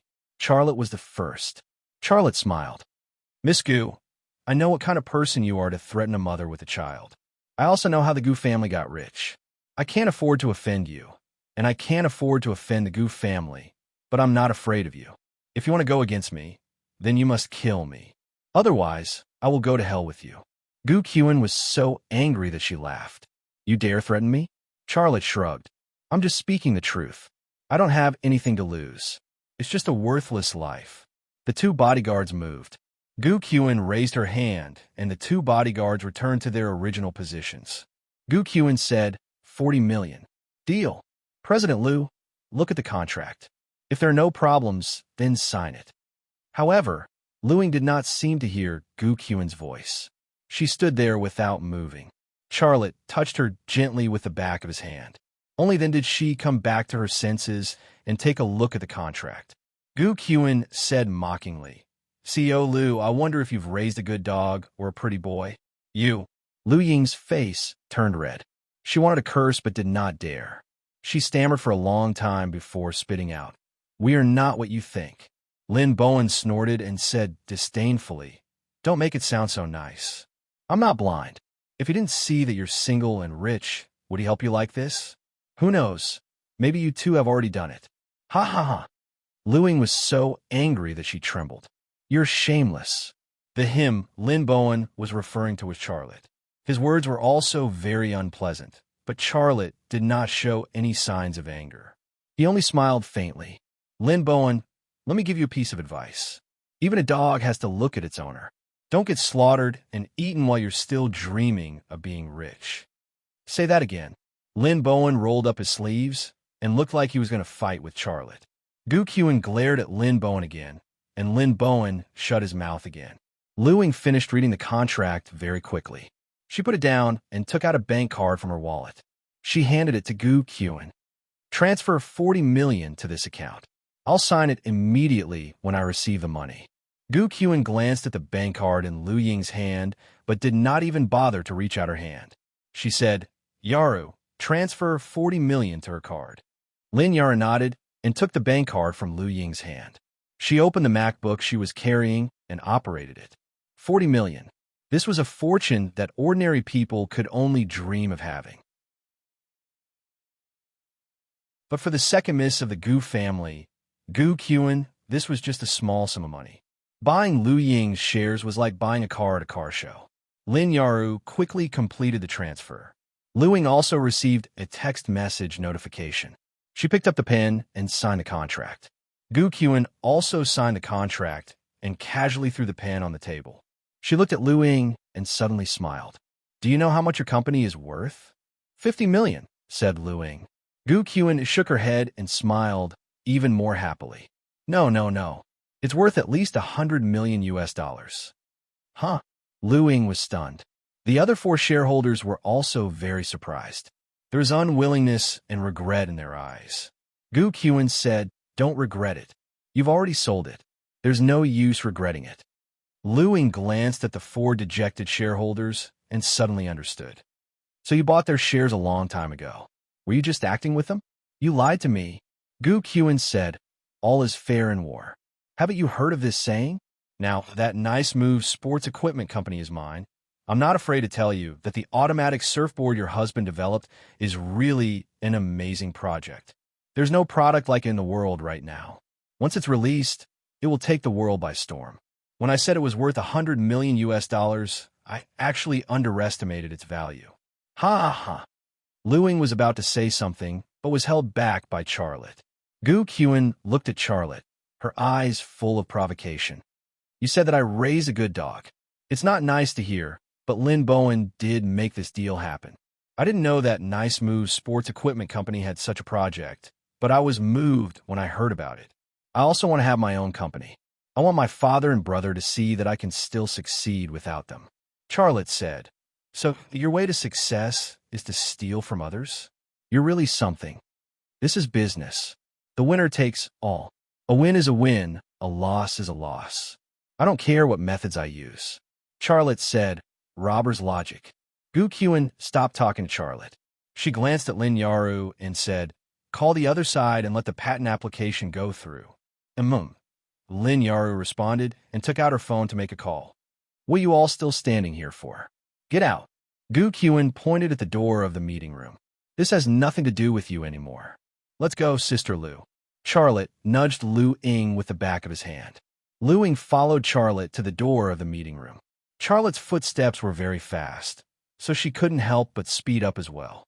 Stop right there. Lin Yaru suddenly called out. Gu Qian looked at Lin Yaru in surprise. She still didn't know what had happened, but she had a bad feeling from Lin Yaru's reaction. Lin Yaru looked very nervous. There's a situation at the patent office. The project of the automatic surfboard has been approved. How is that possible? Gu Qian's gaze suddenly shifted to Charlotte and Lu Ying. Two bodyguards suddenly rushed in front of Charlotte and Lu Ying, blocking the door of the meeting room. Lin Yaru said, the patent office said that the patent application has been approved by the Jingdu General Administration. The applicant is Lu Ying, and she applied as a natural person. This patent has nothing to do with Nice Moves Sports Equipment Company, and this patent application was approved when you and Lu Ying signed. Damn it! Gu Qian stood up suddenly, and her chair fell to the ground. She stared at Charlotte and Lu Ying with a frighteningly cold gaze. She had bought Nice Moves Sports Equipment Company because of the patent for the automatic surfboard, but now this patent had nothing to do with Nice Moves Sports Equipment Company. She had spent a lot of money to buy a rubbish company. Lin Bowen suddenly pointed at Xiaolei. It must be you, you punk. Charlotte shrugged and said with a smile, this is the business world. The winner takes all. A win is a win, a loss is a loss. Gu Qian had just said the same thing. Now, Charlotte had returned those words to her. Gu Qian stared coldly at Charlotte. No one has ever dared to trick me like this. You're the first. Charlotte said, I was just using the rules. China is so big, and there are so many patent offices. If you can get Haizhu City's patent office to create obstacles, I can also ask a friend to help get this patent approved by the General Administration. No matter how big the Gu family is, you can't get everyone to listen to you, right? You can't have everything going your way, right? Who's that friend of yours? I can't tell you that, said Charlotte. There was only one person who could help him in the capital, and that was Long Bing.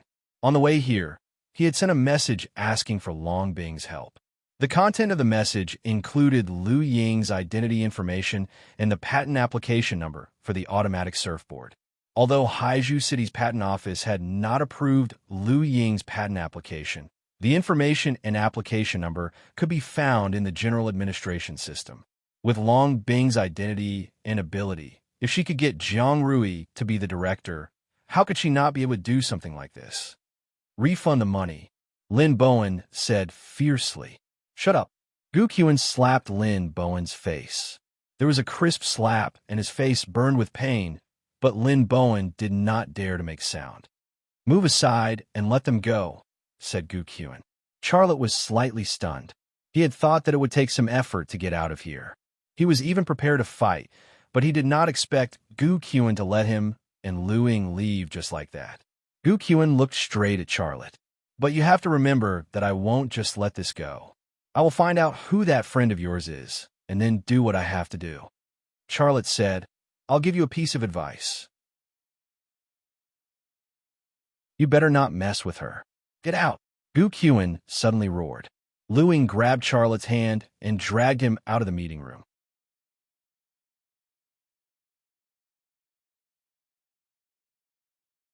Chapter 60. Lu Ying drove very slowly. She kept looking back at Yedong Sports, which was getting farther and farther away. She and her husband founded this company. She had deep feelings for this company. Now that it had become Gu Qian's company, her heart couldn't get used to it for a while.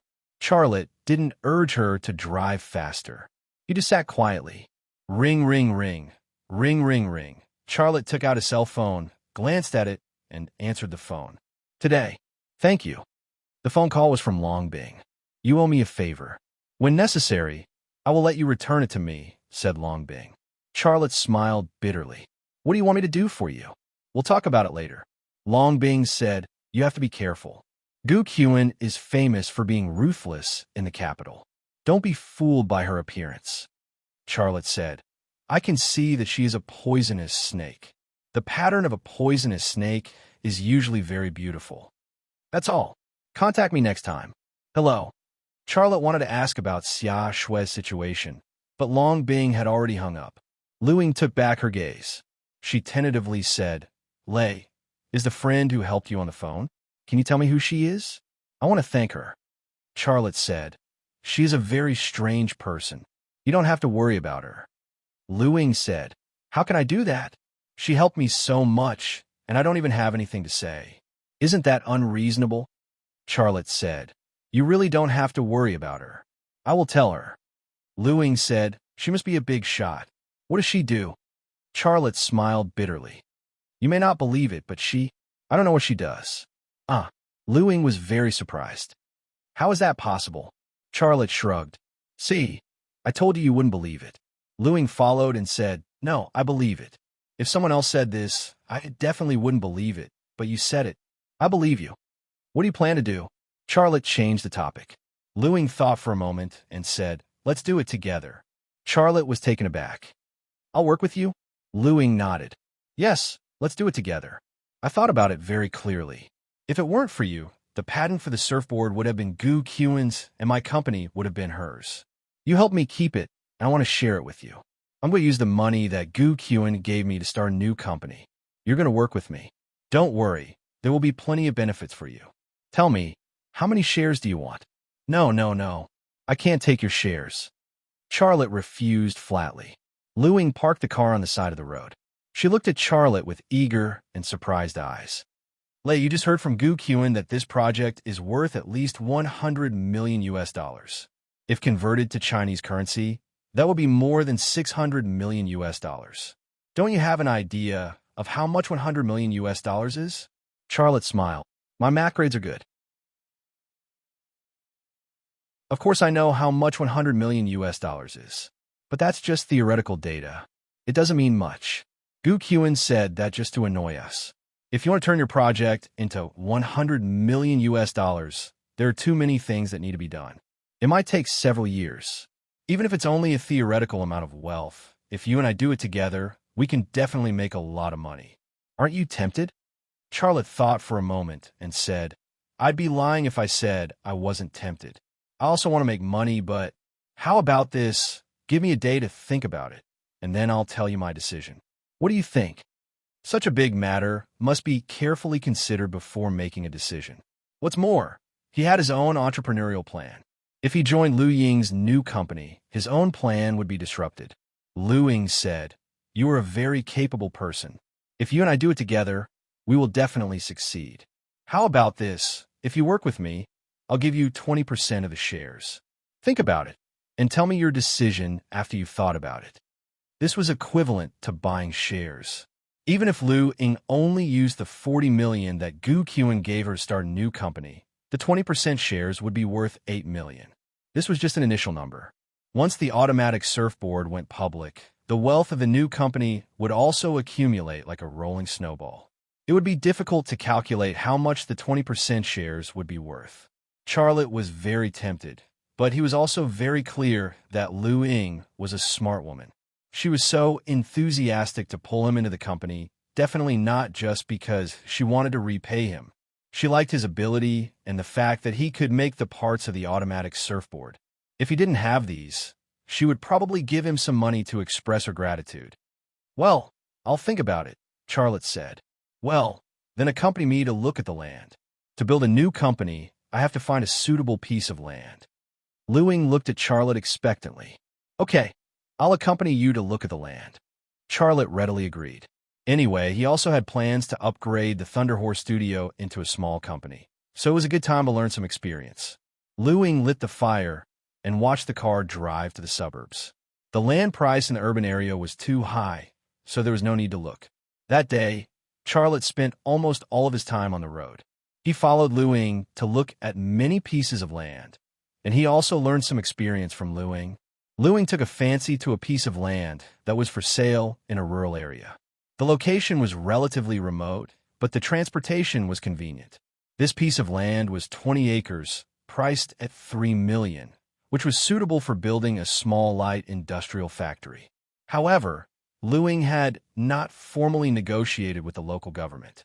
In fact, Charlotte also took a fancy to that piece of land. He felt that it was really good to move the Thunder Horse studio here and turn it into a small mechanical processing company. However, the price of $3 million made him flinch, and he only dared to think about it. After a busy day, it was already dark when Lu Ying sent Charlotte home. After getting out of the car, Charlotte said, "Sister Lu, why don't you go up and have a seat?" Lu Ying smiled. "Okay, it's my first time to come to your house." In fact, Charlotte was just being polite. He didn't really want to invite Lu Ying up, but as soon as he said it, she agreed. He remembered the messy situation at home and said with some embarrassment, "My sister left a study, and no one cleaned up. The house is a bit messy. Please don't laugh at it." Lu Ying said with a smile, "I'll help you clean up." Charlotte was about to speak when Jiang Rui, dressed in a police uniform, appeared in his field of vision. She hadn't arrived yet, but her voice reached him. "Lei, where did you go? I called you 3 times, but you turned off your phone all the time." Jiang Rui walked over quickly. She was talking to Charlotte, but the person she was looking at was Lu Ying, who was next to Charlotte. The look in her eyes was a little strange. Charlotte said, "My cell phone is out of battery. What can I do for you?" Jiang Rui said, "I'm washing the quilt cover. I can't do it alone, so I asked you to help me." Charlotte was speechless. There were people everywhere in this community. She was waiting for him to do it. She was really something. Jiang Rui was still looking at Lu Ying. "Who is this big sister?" Without waiting for Charlotte to introduce her, Lu Ying took the initiative to stretch out her hand and said with a smile, "My name is Lu Ying. Nice to meet you. Officer, you are?" "Jiang Rui." Jiang Rui shook hands with Lu Ying. She suddenly remembered something. "Oh, I remember. The person who was robbed was you, right?" Lu Ying nodded. "That matter is over. I'll go back to the police station tomorrow to close the case. Well, it's getting late, so I won't bother you anymore. Goodbye. Don't you want to go up and have a seat?" Charlotte said. Lu Ying said with a smile, "Officer Jiang wants you to ring the quilt. Go quickly. I'll come to your house again some other day." Charlotte said, "Okay, goodbye. Remember to tell me your decision tomorrow." When starting the car, Lu Ying stuck her head out of the window and said. Charlotte nodded. "Okay, I'll think about it. See you tomorrow." Lu Ying drove the car away. "Lei, what decision are you going to tell her tomorrow?" Jiang Rui looked at Charlotte curiously. Charlotte said, "Don't ask about business matters. Have you been with this big sister Lu all day?" Charlotte glared at her and said angrily, "You call her big sister. Is she that old?"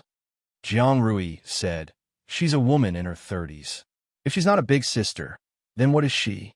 I call her big sister because I respect her. Why are you in such a hurry?" "Am I in a hurry?" "Hey, you're speaking up for her so soon? Lei, you're so young. That big sister is not suitable for you. I heard from my colleague that she has a 3-year-old son. If you two are together, you'll be a ready-made father." "You?" Charlotte didn't know what to say. Jiang Rui giggled and said, "Okay, okay. I'm too lazy to care about your messy things. I'm just giving you a suggestion because we're old classmates. Even if you can't find a natural beauty like me, you should find a girl second only to me, right? That Ludajia is really not suitable for you." Charlotte said, "Forget it. I'm too lazy to talk to you. I won't help you with the quilt. You can do it yourself." Jiang Rui laughed and said, "Oh, I just remembered that before you came back, I asked Aunt Lu next door to help me with the quilt. Look, isn't the quilt hanging on the balcony?" Xiao Lei glanced over and saw that there was indeed a blanket hanging on her balcony. There was a brown bear printed on the quilt, looking silly. In addition to the quilt, there were some small items hanging on the clothesline. There was a black lace, a red bra, and flesh-colored stockings. It looked messy. Finally, his eyes fell on the brown bear. He suddenly felt that he was the silly brown bear, and Jiang Rui was always a little smarter than him. He couldn't surpass her. "I actually came here on purpose to make trouble. Goodbye, Lei." Jiang Rui swayed her hips and walked away. Her pair of white and tender long legs also swayed, exuding a youthful atmosphere, beautiful and attractive. Charlotte was still looking at the brown bear and didn't move for a long time.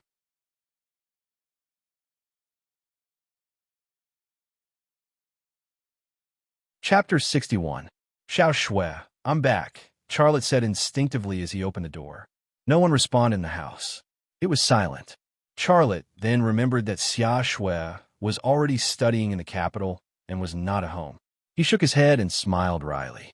This was not the first time he had made such a mistake. When Xia Shui was at home, he did not think much of it. It was a feeling that he was used to, but after Xia Shui left, he realized that he missed her so much. After all, she was his sister, the only family he had left in this world. After closing the door and entering the living room, Charlotte's expression suddenly became serious. The house looked fine, but he knew that someone had been in because some of the things were not in their original state. Although it was only a slight change, even the slightest change couldn't escape his left eye. He could even recall the environment he saw with his left eye, even the trash in the trash can, not to mention the changes that were caused by it. The thief who had infiltrated the house had turned many things over, and then tried his best to restore them to their original positions. However, he could not restore them completely. For example, in the drawer of the TV cabinet, Charlotte remembered that the gap in the drawer was only 1 centimeter wide. Through that gap, he could see a screwdriver inside, but now the gap was 2 centimeters wide. What could be seen through the gap was not a screwdriver, but an unused plug board. Could it be that sissy? Xiao Lei abruptly thought of that cat burglar with a face that all women envied. If it's him, then Gu Qian has already made a move against me. But why would she send a cat burglar to my house? The patent has already been applied for. Even if she stole the design information, it would be useless. Besides, the patent design is not even with me. Then, if she did not come for the patent design, what does she want from me? No matter how he thought about it, he could not think of what Gu Qian would send that sissy thief to his house to look for. After a moment of silence, Xiao Lei walked over to the TV cabinet and took away the family photo frame on top of it. The glass bottle was still there, and so was the pill inside. It lay quietly at the bottom of the bottle. It was ordinary, but it gave people a feeling that there was a story behind it. Xiao Lei put the photo frame back in its original position and moved to the window. His left eye twitched slightly, and a faint footprint entered his vision. This footprint was very small and looked like a woman's footprint. He then scanned the entire room. There were faint footprints everywhere on the floor. Even a police trace expert would need to sprinkle fluorescent powder or other supplementary materials to see such footprints, but he could see them all at a glance. This was the zoom-in ability of his left eye. He could see extremely small things, but ordinary people would need the help of a magnifying glass to see. The footprints extended from the living room to the door of the dormitory. There were footprints in his dormitory and in Xia Shui's dormitory. Charlotte followed the footprints into his room. His bedroom was filled with the footprints of thieves. The drawers of the bedside table and the bottom drawers of the wardrobe were all rummaged through. Charlotte casually opened a bedside table. The underwear inside had been rummaged through. He immediately frowned. Pervert, After a round of inspection, Charlotte realized that although the thief had rummaged through his things, he did not steal anything. There was an emergency cache of $10,000 in the wardrobe drawer, but the thief did not take it.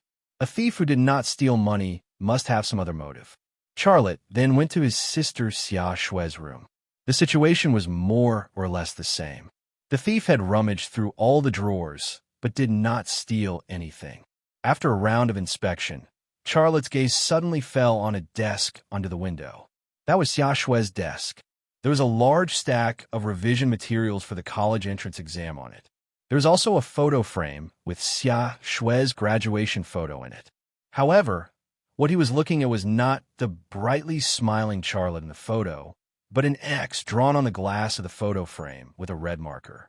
The X was very small, taking up no more than a square centimeter of space, but Charlotte still saw it.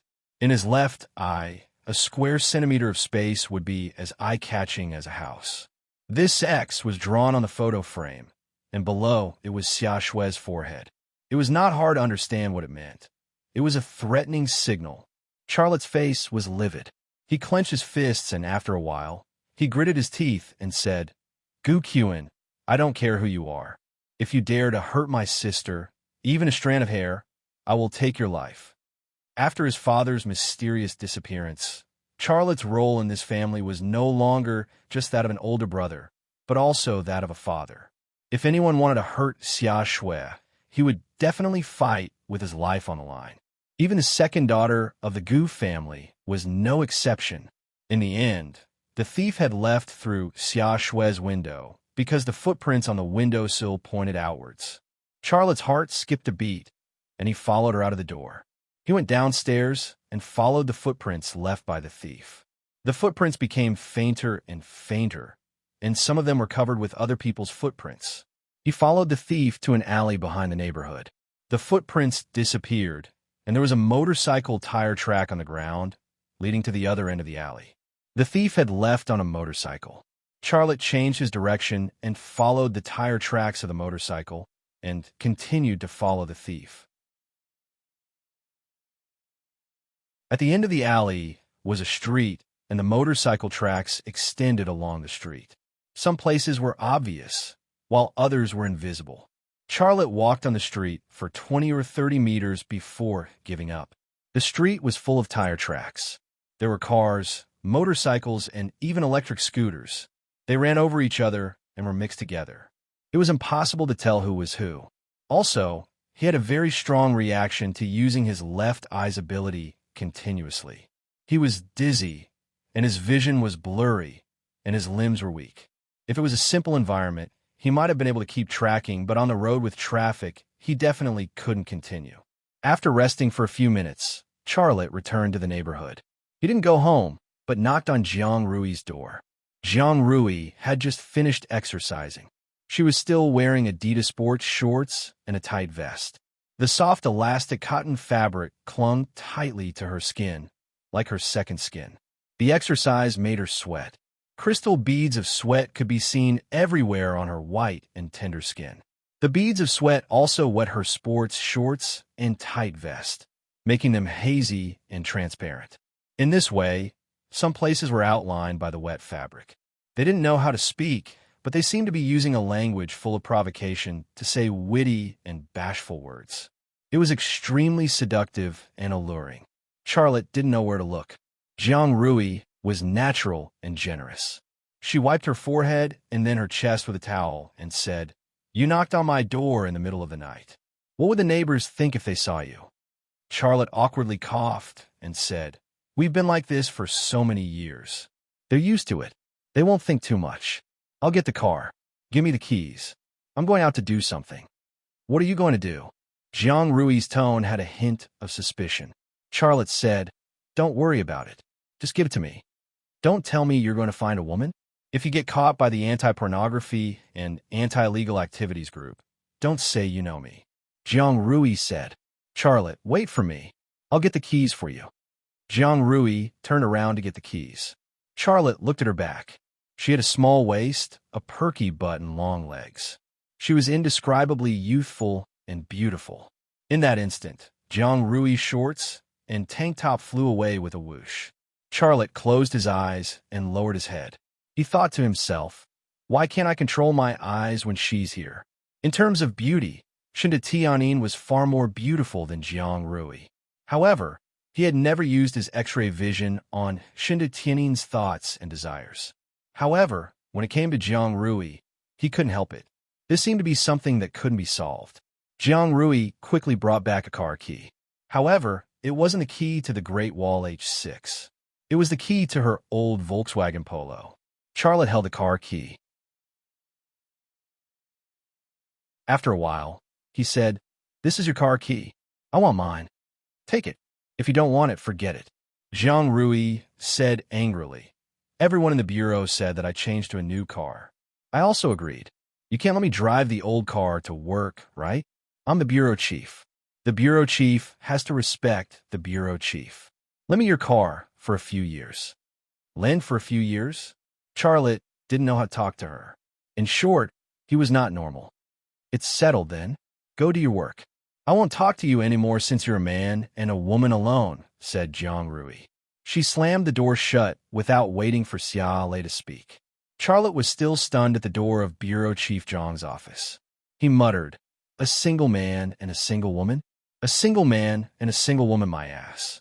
If I had known, I wouldn't have lent my car to you." A new car cost more than 100,000.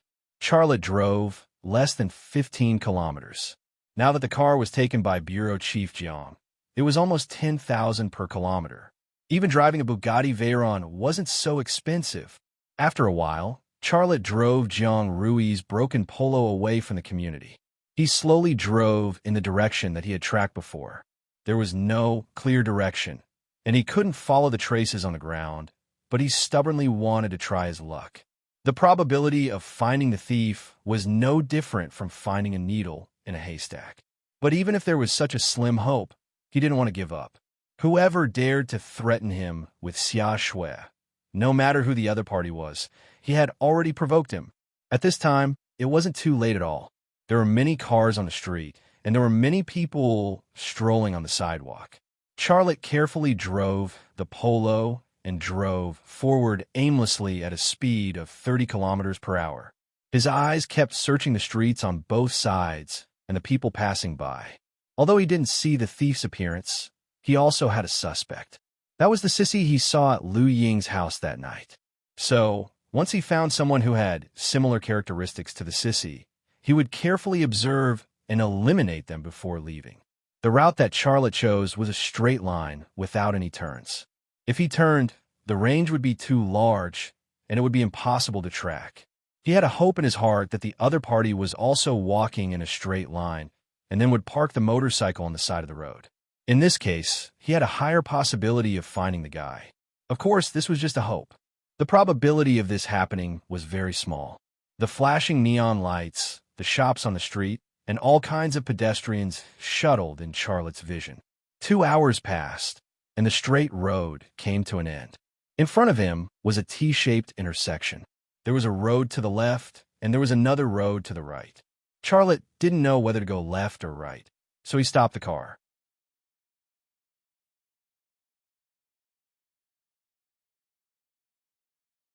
Chapter 62. Charlotte hesitated for a long time, unable to decide whether to go left or right. He looked at the time on his phone. It was already 11 o'clock in the evening. Forget it. Even if I continue chasing, I won't be able to find that guy. I'll just go back. Charlotte gave up. At this moment, a Yamaha came roaring, brushing past his Polo. He shifted his gaze over, staring closely at the motorcycle. He was now especially sensitive to motorcycles. Along the way, he had already noticed no less than 100 motorcycles. The Yamaha didn't go far. The rider did a dazzling drift, tilting the motorcycle, scraping the ground as it rushed onto the sidewalk. The rider made another emergency stop, and the motorcycle's rear wheel was lifted high, and then it fell heavily to the ground. The rider got off the bike, set up the motorcycle, and took off his helmet. At this moment, Charlotte suddenly became nervous. This rider was none other than the sissy who snuck into Lu Ying's house to steal the patent information that night. A full and perky, but a slim waist, a beautiful face in a set of gaudy androgynous clothes. He was just short of having the word transvestite tattooed on his face. Charlotte's lips curled into a smile. At this moment, he was almost certain that this sissy was the thief who snuck into his house. The sissy seemed to have changed direction midway, or went somewhere else, which was why Charlotte arrived here before him. If Charlotte had chosen a direction to continue chasing, he wouldn't have been able to find the sissy. If Charlotte had also changed direction midway, he wouldn't have been able to meet the sissy here. This matter was so strange, so coincidental. It was like winning a 5-digit lottery ticket. Yaonin carried his helmet and entered a beauty salon by the roadside. Charlotte glanced at the shop sign. The words Beauty Hair Salon were written in beautiful font. This was a very special name. Charlotte got out of the car and quickly walked towards the beauty salon. As he walked, he was thinking about a question in his heart. Is he going to have a perm or what? However, he quickly rejected the former. Even if he was a perverted transvestite who loved beauty to the extreme, it was unlikely that he would go for a perm at 11 p.m., right?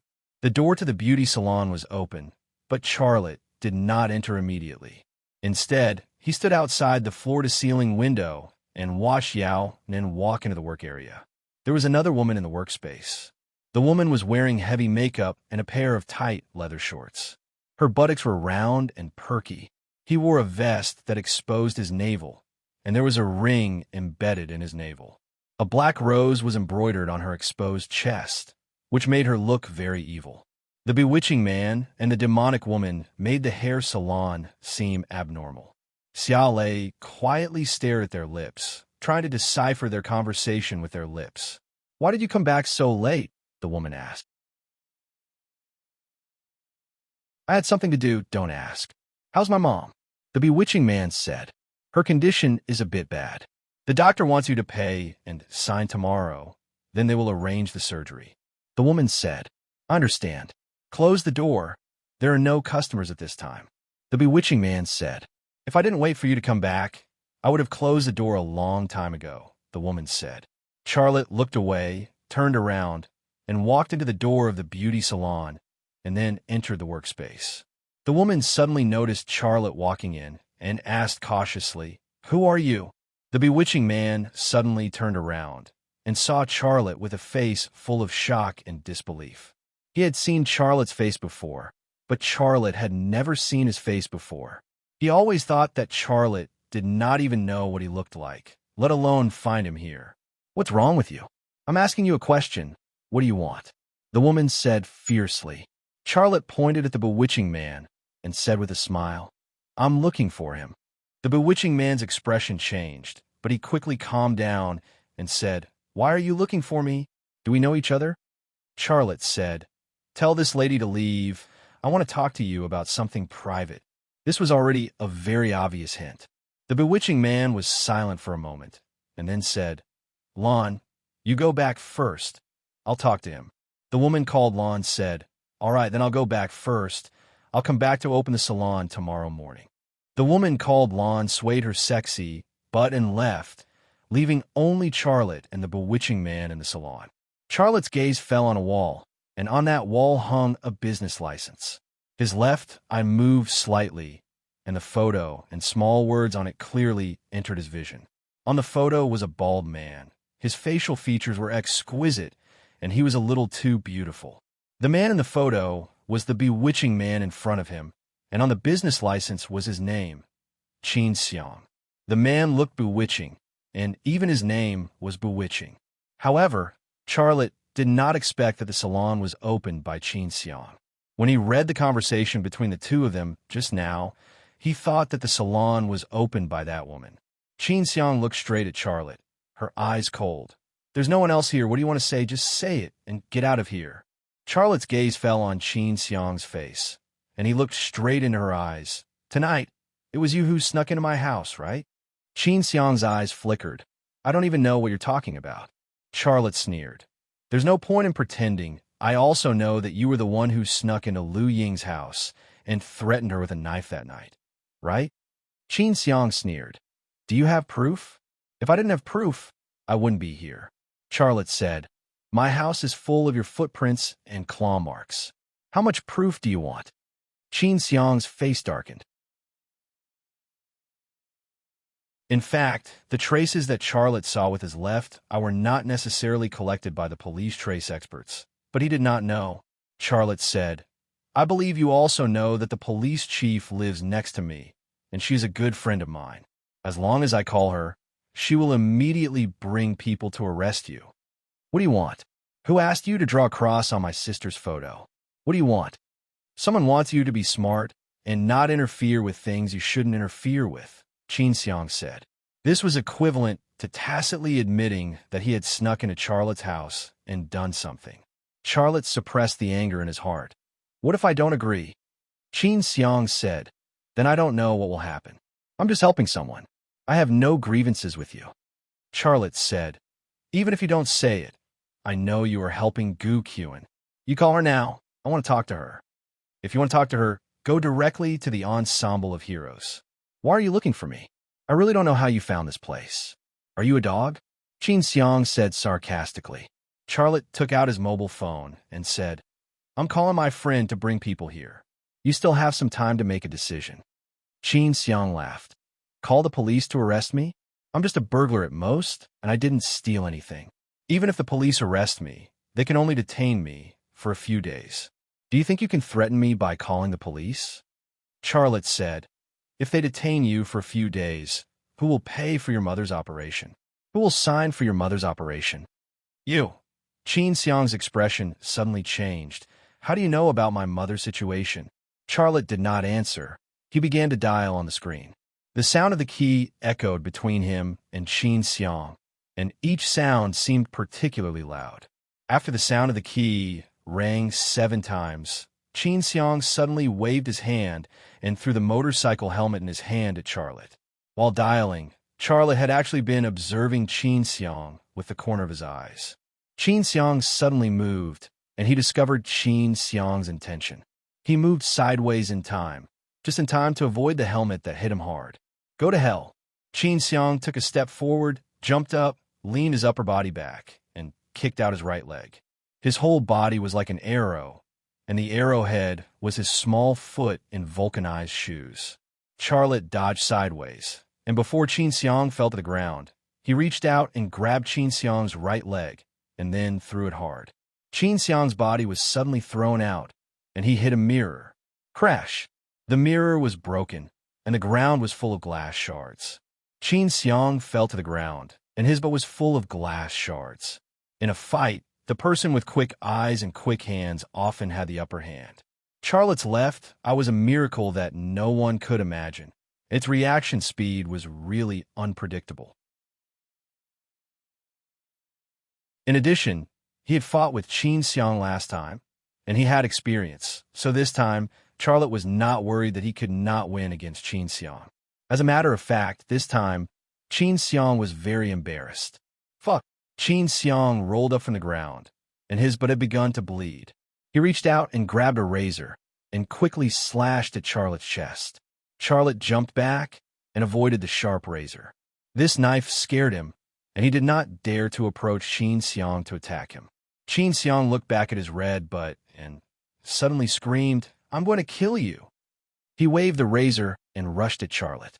Charlotte quickly retreated, and a swivel chair blocked his way. Without thinking, he grabbed the swivel chair and threw it at Qin Xiang. Qin Xiang had no time to dodge, and the iron base of the swivel chair suddenly hit his shoulder, and the razor in his hand fell to the ground. He hurriedly reached out to grab the razor, but before he could grab it, another swivel chair flew over. He was shocked and quickly dodged. The swivel chair flew over and hit a workbench. In an instant, the glass was broken, the hairdryer was flattened, and the bottle of hair conditioner was broken. It was a mess. Whoosh! An electric barber flew at Qin Xiang, and then a chair, a bottle, and whatever it was, Charlotte grabbed it and threw it at Qin Xiang. Enough! Qin Xiang was about to collapse. Don't smash any more.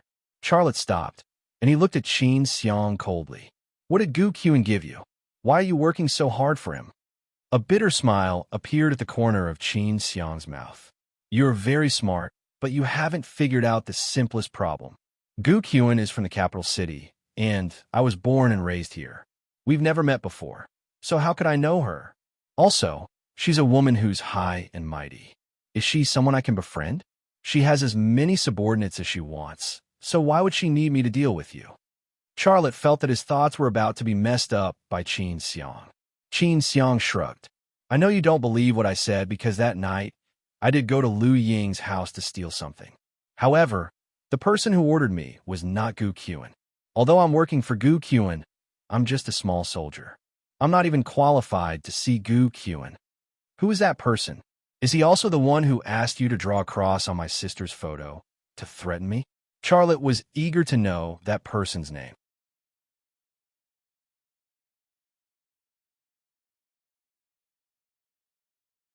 Chapter 63. F***CK. Qin Xiang looked furious. Don't you get it? Gu Qian isn't someone you can deal with. She will definitely get what she wants. She won't let you get away with ruining her plans. Fighting with her is like hitting a rock with an egg. Tonight, it's just a sign to scare you, but it will be real in the future. Do you want that? Gu Qian's Barbie doll-like face suddenly appeared in Charlotte's mind. This made him furious. If Gu Qian was in front of him right now, he probably wouldn't be able to stop himself from tearing that pretty face apart. Stop, Qin Xiang said. You're no match for her at all. It's not worth it for a widow. Shut up, Charlotte roared. Tell me who ordered you. You really want to know? Charlotte glared at Qin Xiang. Speak. Qin Xiang smiled at Charlotte's scolding.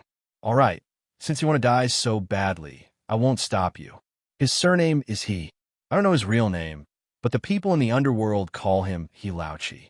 Everyone in Haizhu City has to get him some face. You work for him? No, he has something on me. Hatred flashed through Qin Xiang's eyes. You saw it too. I have my own hair salon. I'm doing legitimate business now. I don't want to get involved in your business at all. What does he have on you? Charlotte probed. I've already told you everything I know. Get lost and don't come looking for me again. Qin Xiang pointed at the door. I can guess even if you don't tell me. It must be something illegal that can't be exposed. Remember this. This is the last time I'm warning you. Don't mess with me in the future. Charlotte walked towards the door. Wait. Qin Xiang stopped him and said, if you're going to make trouble for He Laoqi, don't mention me. Charlotte paused for a moment. He nodded and left Qin Xiang's salon. Qin Xiang was just a soldier who was used by others. He also had a sick mother who needed to be taken care of. Charlotte didn't want to make things difficult for him, not to mention that he had already gotten the information he wanted. Back in the car, Charlotte waited quietly for a while. Then, he took out his phone and prepared to call Lu Ying to remind her to be careful of He Laoqi. Ring, ring, ring. Ring, ring, ring, ring. Before he could dial the number, his phone suddenly rang, and the caller ID showed Lu Ying's phone number. Charlotte picked up the phone. Hello, Sister Lu. I was just about to call you. Sob, sob. Lu Ying cried on the phone. Charlotte's heart sank. Sister Lu, what happened? I sob, got into a car accident. Lu Ying choked. Charlotte said anxiously, Car accident? Is it serious? Where are you? I'm in the People's Hospital, 12th floor, room 8. Come over, I have something to tell you. Lu Ying's voice was full of fatigue. Okay, don't worry. I'll be right there. Charlotte started the engine and drove towards the People's Hospital. It was almost midnight and there were few cars on the road. Charlotte drove at 60 kilometers per hour. This was the fastest speed a newbie like him could go. Qin Xiang snuck into my house and left a signal to threaten me. Then, Lu Ying got into a car accident. This can't be a coincidence. It must be Gu Qian's revenge. As he drove, Charlotte thought about everything that had happened that day. 20 minutes later, Charlotte arrived at the People's Hospital. He took the elevator to the 12th floor and came to room 8. He saw Lu Ying lying on the bed. One of her legs was wrapped in gauze, and there were several cuts on her face caused by glass. Lu Ying's nanny was also there. She was carrying Lu Ying's son. Charlotte's gaze suddenly stopped on Lu Ying's son's neck. The little boy's neck was red, as if he had been scrubbed hard. Then, he saw several X-shaped patterns. The patterns had been wiped away, but he could still see faint marks. Charlotte immediately understood what had happened. Qin Xiang had snuck into his house and only left a signal to threaten him. However, Lu Ying had gotten into a car accident and even left a signal on her son's neck. "Take the child out," Lu Ying said to the nanny when she saw Charlotte enter the room. The nanny nodded and left the room with the sleeping child. After the door closed, Lu Ying cried, "Lazy, sob. I've had enough. I don't want to go on like this." Charlotte sat by the bed. "Did you call the police?" Lu Ying shook her head with tears in her eyes. "I don't want to call the police. It's useless. The Gu family is so powerful. I'm just a woman with a 3-year-old child. What can I do to fight her?" "So you're just going to let it go?" Lu Ying said. "What else can I do? I've thought about it. I don't want to live in fear like this anymore. It's fine if I die, but my child shouldn't be implicated. I'm sorry, Lazy. Before I called you, I'd already signed a contract with Gu Qin. The patent is hers. Nice Move sports equipment is also hers." Charlotte was shocked. He was unwilling to accept this, but Lu Ying had already signed the contract. It was useless for him to say anything. After a struggle, this was the result. He felt a sense of defeat that he had never felt before. "I'm sorry," Lu Ying choked. "I wanted to start a company with you, but it was over before it was registered. I promised to give you 20% of the shares," Charlotte interrupted her. "Don't say any more. The company is gone. I won't take any money from you." Lu Ying insisted. No. You've done a lot for this. If it weren't for you, I would have sold the company and the patent to Gu Qin for $25 million. You raised the price to $40 million. I have to give you some of it no matter what." Charlotte smiled bitterly. "That's all you have left now. I really can't take your money." "Lazy, I know you want to start a company, but you don't have the money. Listen to me. I'll give you 20% of the $40 million. You can use it to start a business." Lu Ying grabbed Charlotte's hand. "If you still refuse me, we don't even want to be friends anymore." Charlotte was silent for a moment before saying, "All right, just give me $5 million. Consider a loan. I'll return it to you later." "I don't want it even if you return it to me," Lu Ying said. Lu Ying said, "I'll transfer $5 million to you when the bank opens tomorrow. If it's not enough, just tell me. Don't even think about getting a loan from the bank. The interest is very high." Charlotte was touched. He nodded. Lu Ying seemed to relax. She sighed, and a bitter smile appeared at the corner of her mouth. "I don't know why, but after I handed everything over to Gu Qin, I feel more relaxed. I don't have to worry about my son getting hurt anymore. This feeling is more important than anything else." This was a mother's nature. In order to protect her child, she was willing to give up anything. Even if she had to give up her life, she would not hesitate, let alone a patent. Although Charlotte did not have a child, if this happened to Xia Shui, he would protect Charlotte at all costs, even if it cost him his life. Therefore, he understood why Lu Ying made such a decision. Lu Ying looked at Charlotte. "Promise me, don't fight with Gu Qin anymore. You're no match for her." Charlotte nodded again. "I promise." "That's good. Can you hug me?" Lu Ying said in a very small voice. Charlotte hesitated slightly, but still reached out and hugged Lu Ying gently. Lu Ying said in his ear, "Don't misunderstand. When I hugged you that night, it felt like I was hugging my husband. Before I leave, I want to feel that feeling again." Charlotte said in surprise, "You're leaving? Where are you going?" Lu Ying said softly, "This city has broken my heart. I don't want to stay here anymore. I want to live in Australia for a while. You can call me, but I won't change my number." Charlotte's heart was heavy, but he forced a smile on his face. "It's good to go out and relax. Don't talk. Just hug me like this. Hug me for a while." Lu Ying closed her eyes, as if she was feeling something and remembering something. Charlotte just hugged her like this without saying anything. Although it was a very intimate contact, his heart was calm at this time. There were no inappropriate thoughts. He also lost his sense of time. When he felt his hands ache, he realized that Lu Ying had fallen asleep in his arms. Charlotte gently put Lu Ying down. He looked at her deeply before turning to leave. The nanny was still sitting on a chair in the corridor with Lu Ying's child. When she saw Charlotte come out, she stood up. Charlotte said, "Sister Lu is already asleep. Be quiet when you go in. Don't wake her up." The nanny nodded softly and carried the child into the ward. Charlotte looked back. The door to the ward was already closed. He knew very well that this might be the last time they would see each other. The things they had gone through together flooded his mind like spring water. He felt as if it had happened a few years ago, covered in dust and gradually drifting away. He couldn't keep it even if he wanted to. The corners of his eyes gradually moistened. Damn it, Charlotte punched the wall. Do you think you could take advantage of me just because you have power and influence? That patent was the most precious gift Lu Ying's husband had left her, but she couldn't keep it. She could only humiliatingly give it to the person who hurt her. Gu Qian, just you wait. I will definitely get justice for this. Justice was in everyone's heart. This was bullshit.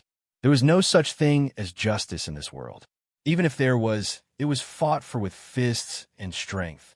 If he wanted to get justice from Gu Qian, he would have to have fists as hard as hers and strength as hers. However, Charlotte didn't have either of these.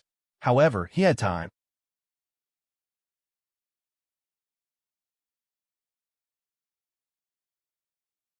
Chapter 64. Too many things happened in one day. Charlotte was still in a trance when he arrived at Lei Ma's studio the next day. Zhou Xiaohong made a cup of tea for Charlotte with a sweet smile on her face. Brother Lei, have some tea. She was wearing a dirty cotton sweatshirt. The open collar revealed a touch of white and delicate skin. Her plump buttocks filled the blue overalls.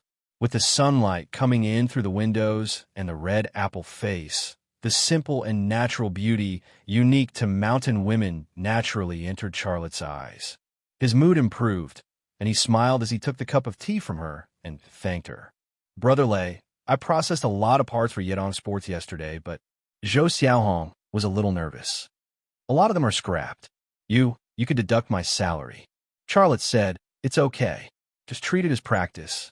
The more you practice, the better your skills will be. How can I do that? I need money to buy the materials for the studio. I scrapped so many. Charlotte said with a smile, you are so honest. You will suffer in the future. I said it's okay. Will you listen to me? I will. I will listen to whatever you say, Brother Lei. Zhou Xiaohong's face turned red. She was always inexplicably nervous and shy when talking to Charlotte. Do your best. Life will get better. Okay. Zhou Xiaohong nodded vigorously. At this time, Ma Xiaoan and Chen Ajiao came in. Ma Xiaoan said, Lei, Yedong Sports parts are not easy to process. We can't do it without you. Chen Ajiao also said, yes, Yedong Sports needs so many parts. If you don't do it, I'm afraid we can't complete the order. Charlotte said, there's no need to complete it. Yedong Sports actually doesn't exist anymore. What's going on? Ma Xiaoan said in surprise. The others also looked at Charlotte in surprise, not daring to believe that this was real. Charlotte said, President Liu of Yedong Sports has transferred her company to someone else. The contract she signed with me is meaningless. What about the parts we were working on? Ma Xiaoan asked. Charlotte said, you don't have to worry about these problems.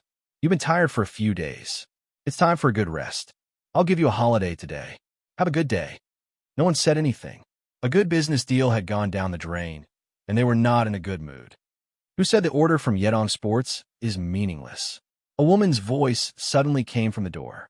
Xiaolei shifted his gaze and saw Lin Yaru and Lin Bowen at a glance. The Lin siblings were dressed in bright clothes and had an arrogant look on their faces. Ma Xiaoan and the others also looked at the Lin siblings. They did not know the Lin siblings. But when they heard Lin Yaru say that the order from Yedong Sports was not ruined, they immediately smiled. Lin Yaru's eyes swept across the faces of the crowd contemptuously and finally looked at Charlotte. I am here on behalf of Yedong Sports. Lu Ying signed a contract with you on behalf of Yedong Sports and paid a deposit of 500,000 yuan. Please fulfill the contract and deliver the goods on time. Lin Bowen also said, how many parts have you worked on? Let's take them back first. The honest Wang Youfu said, more than 100 sets. Lin Yaru frowned. Only 100 sets? How can you work at this speed? We have already approved the patent application and are now working overtime on the production. We paid the money, but you have only processed 100 sets. It's too slow. Lin Bowen continued. From now on, I will be the Deputy General Manager of Yedong Sports. I will be in charge of production and procurement. I will be in charge of the inspection of the parts you work on. Let me remind you that I am a very strict person. If there is anything that is not up to standard, I will reject it. Our quality is very good. Don't worry, boss. Zhou Xiaohong carefully smiled and then said, "Two bosses, please take a seat. I'll make some tea for you." Charlotte said, "You don't have to make tea for this kind of person." Zhou Xiaohong was stunned on the spot. Ma Xiaoan and the others also looked at each other. They didn't know why Charlotte was so cold to the customers. "You can go out first. I will talk to them," said Charlotte. "Okay, let's all go out." Ma Xiaoan was the person who knew Charlotte best. He had already vaguely guessed something from Charlotte's attitude. The workers of Le Ma Studio all went out, leaving only Charlotte and the Lin siblings in the room. Lin Bowen sneered. "We can't do anything if you don't like it. Business is business. You signed a contract with Yedong Sports, so you have to fulfill it. Otherwise, we can make you suffer the consequences with a paper of complaint." Lin Yaru walked to Charlotte's desk. She didn't wait for Charlotte to invite her. She sat directly opposite Charlotte. She looked straight at Charlotte, her eyes full of provocation and contempt. Obviously, the Lin siblings came here for two purposes. One was to ask for the parts for the production of automatic surfboards, so that Le Ma Studio could fulfill the contract signed with Lu Ying. His other goal was to mock and make things difficult for Xiao Lei, as if he was the victor. Charlotte was very clear in his heart, but he still didn't care. He said lightly, "Have you two seen that contract? You haven't seen us coming here?" Lin Yaru took out a contract from her briefcase and turned directly to the signature page. The signature page had Charlotte's name, Lu Ying's name, and the official seal of Yedong Sports Equipment Company. Charlotte just glanced at it lightly. "I don't need to see it to know the content. This contract was signed by me and President Lu. You took her company from her hands. From a legal point of view, you do have the right to ask me to fulfill this contract. You have higher requirements for quality. That's not wrong. Oomph. It's good that you know." Lin Bowen sneered. "Isn't it good that you were so sensible?" Charlotte glanced at him. "When did a dog learn to talk? And you even pretend to be the owner. Don't you think you're funny?" "You." Lin Bowen suddenly turned red with anger. He came here this time to make things difficult for Charlotte. He didn't expect that Charlotte didn't take him seriously at all. Lin Yaru said coldly, "Charlotte, you'd better watch your words. Be polite. All right, take this contract and get out of here. Don't appear in front of me again." Charlotte said. Lin Yaru slammed the table and stood up. She shouted at Charlotte, "You took the money but didn't give us the goods. How dare you drive us away? Do you really want to stand in the defendant's seat?" Charlotte didn't even frown. "Well, can you represent Gu Qin?" "Of course," Lin Yaru said. "I'm now the general manager of Yedong Sports. I'm responsible for the overall work on behalf of Miss Gu." Charlotte said, "No wonder you two are scheming against Sister Lu. Well, since you can represent Gu Qin, you are qualified to talk to me. I'll be straightforward. President Lu and I signed a long-term contract. The contract stipulates that you have no right to find other suppliers unless we can't process the parts. If you want me to fulfill the contract, I will fulfill all the terms of this contract. Then, in the future, you can only take goods from me. If you take even a screw from other suppliers, I will make you pay for it." Lin Yaru and Lin Bowen couldn't help but look at each other. The brother and sister exchanged a look. Lin Yaru then said, "We've read the content of this contract. We know what kind of contract it is. However, the main purpose of our visit this time is to ask you to complete the parts for the 500,000 yuan deposit. You took the money from our company, so you have to give us the goods. It's a matter of course." Xiao Lei sneered, "I know what you're thinking. You want to take my 500,000 yuan worth of goods and then throw this contract away like it's nothing. I'm just an ordinary person. If I want you to fulfill such a contract, you will definitely make things difficult for me and then go to court. You have the money to hire the best lawyer. Gu Qin is also very resourceful. I have no chance of winning the lawsuit. Do you think I'm as stupid as you think?" Lin Bowen pointed at Charlotte's nose. "Lei, you want to repudiate the 500,000 yuan, don't you?" At this moment, Charlotte's phone rang with a text message. He swiped the phone screen and clicked on the text message. The text message was from the bank system. His account had received a cash transfer of 5 million yuan. The person who transferred the money to him was Lu Ying. For some reason, The corners of Xia Lei's eyes turned moist. 5 million yuan was not a small amount. Most people couldn't earn that much money in their entire lives. Lu Ying didn't have to give him the money, but she still did. She kept her promise. She was such a kind and honest woman. Her company was taken away by Gu Qian and the patented product that her husband had developed at the cost of his life. "Hello, I'm talking to you. Didn't you hear me?" Lin Bowen said fiercely. "You still have the mood to play with your phone?" Charlotte didn't seem to hear him. Lu Ying's face appeared in his mind, and a warm feeling rose in his heart. Just as Lin Bowen was scolding him, he opened the contact interface and was about to call Lu Ying. But before he pressed the dial button, he received a second text message. It was still a text message from Lu Ying. "Lazy.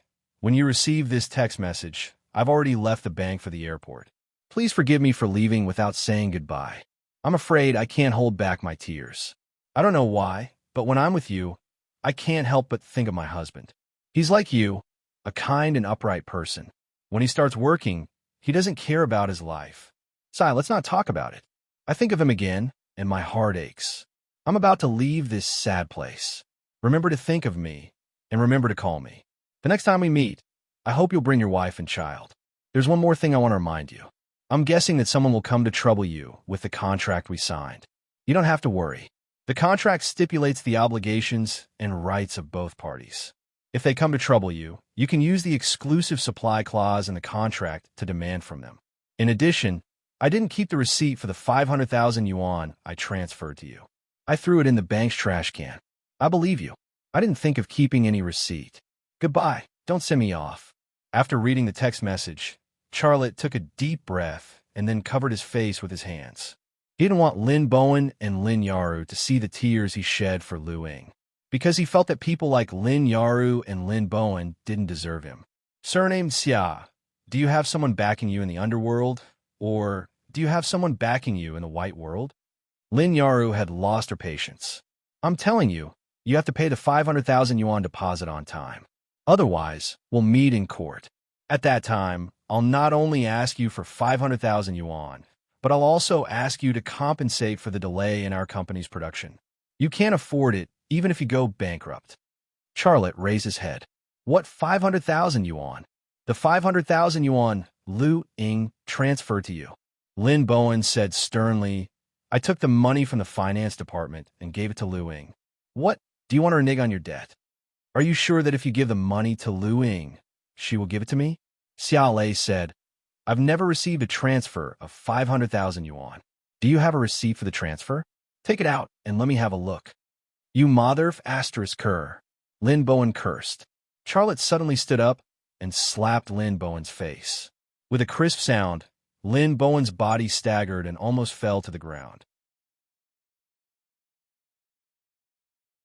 5 finger marks suddenly appeared on his face, blue and red.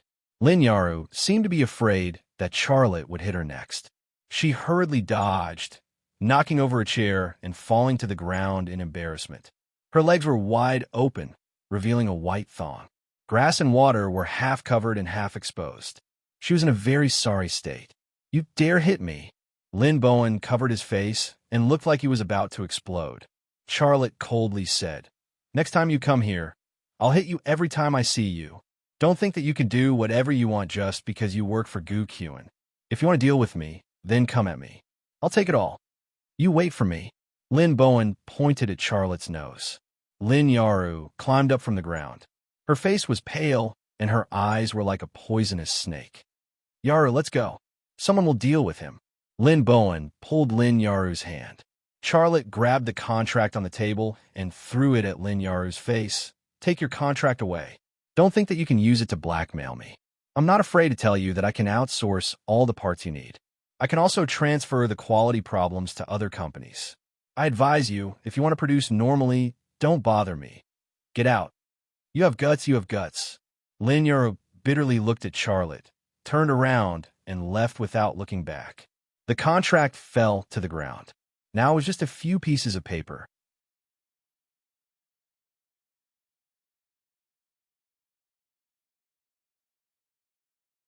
Chapter 65. Lu Ying left. She brought her son and father to Australia. Everything related to Yedong Sports had been settled. In order to get the order from Yedong Sports, Charlotte did a lot of things. Now it seemed like a dream of wealth was gone when he woke up. However, the most precious thing Charlotte gained was not the 5 million yuan, but the friendship between him and Lu Ying. He had no regrets. In the next few days, Lin Bowen and Lin Yaru did not cause trouble for Charlotte. Maybe it was because they could not do anything to Charlotte, or maybe it was the calm before the storm. But no matter what the reason was, Charlotte did not care. In the past few days, Lema Studio did not have any big orders. The work they received was also ordinary, and the volume was not large. With such a business situation, the money earned from labor and materials was pitiful. But Charlotte did not care about his income. As long as he could pay the wages of the workers, it did not matter whether he made money or not. The work was simple and the volume was small. There was no need for Charlotte, the master, to do it. He also had a lot of time to do what he liked. He read books and learned about business.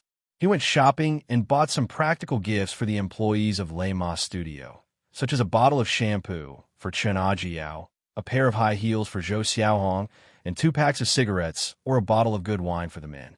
Occasionally, he would drive Jiang Rui's old polo car to the suburbs, looking for good land and dreaming about his company.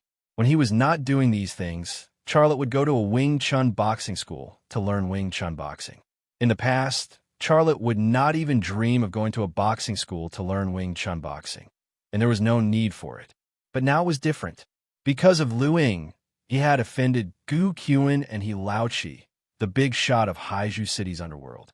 He thought about it. With his current skills, it was no problem for him to beat 2 gangsters. But once a strong martial artist attacked him, he could only be beaten. Charlotte had never been the kind of person who would jump when the fire fell on his back, so he decisively took the first step and practiced boxing. Early in the morning, Charlotte strolled around the Thunder Horse studio and then slipped away. He drove to the Wing Chun Boxing Club to learn boxing. This Wing Chun boxing school is called Haizhu Wing Chun Boxing School.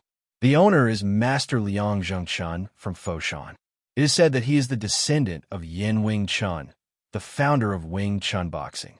He also teaches the most authentic Wing Chun boxing. There were many apprentices in the boxing dojo, but Charlotte came early. When he arrived, the boxing dojo was empty. Only Master Liang Zhengchun was standing alone in front of the wooden dummy. Bang, bang, bang, bang, bang, bang. Liang Zhengchun was a man in his early 50s, but his fists and feet were very nimble and powerful. He did not look old at all. Charlotte walked over and said hello. Master Liang, good morning. Liang Zhengchun stopped punching and looked at Charlotte with a smile on his face. Lazy, you came so early. Although Charlotte had only been here for 3 days, he had a deep impression of Charlotte.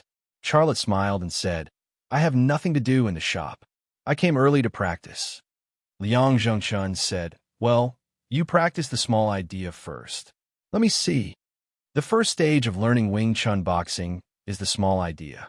It is the practice of basic skills such as body technique, footwork, and the way and angle of force exertion. After practicing the small idea, you can practice the more advanced content, such as bridge seeking, hand swinging, finger pointing, wooden dummy, and triple star dummy. During the 3 days when Charlotte was learning Wing Chun boxing, he practiced the small idea every day. Charlotte made a starting gesture and then practiced his footwork and body technique. His hands were constantly changing between offense and defense, and he was doing it well. Liang Zhengchun was inwardly shocked. Xiaolei only needed 3 days to comprehend a small idea that would take others a few months to master. However, he didn't show it. He watched quietly and occasionally pointed out the key points that Charlotte should pay attention to. Charlotte learned seriously, and he also taught seriously.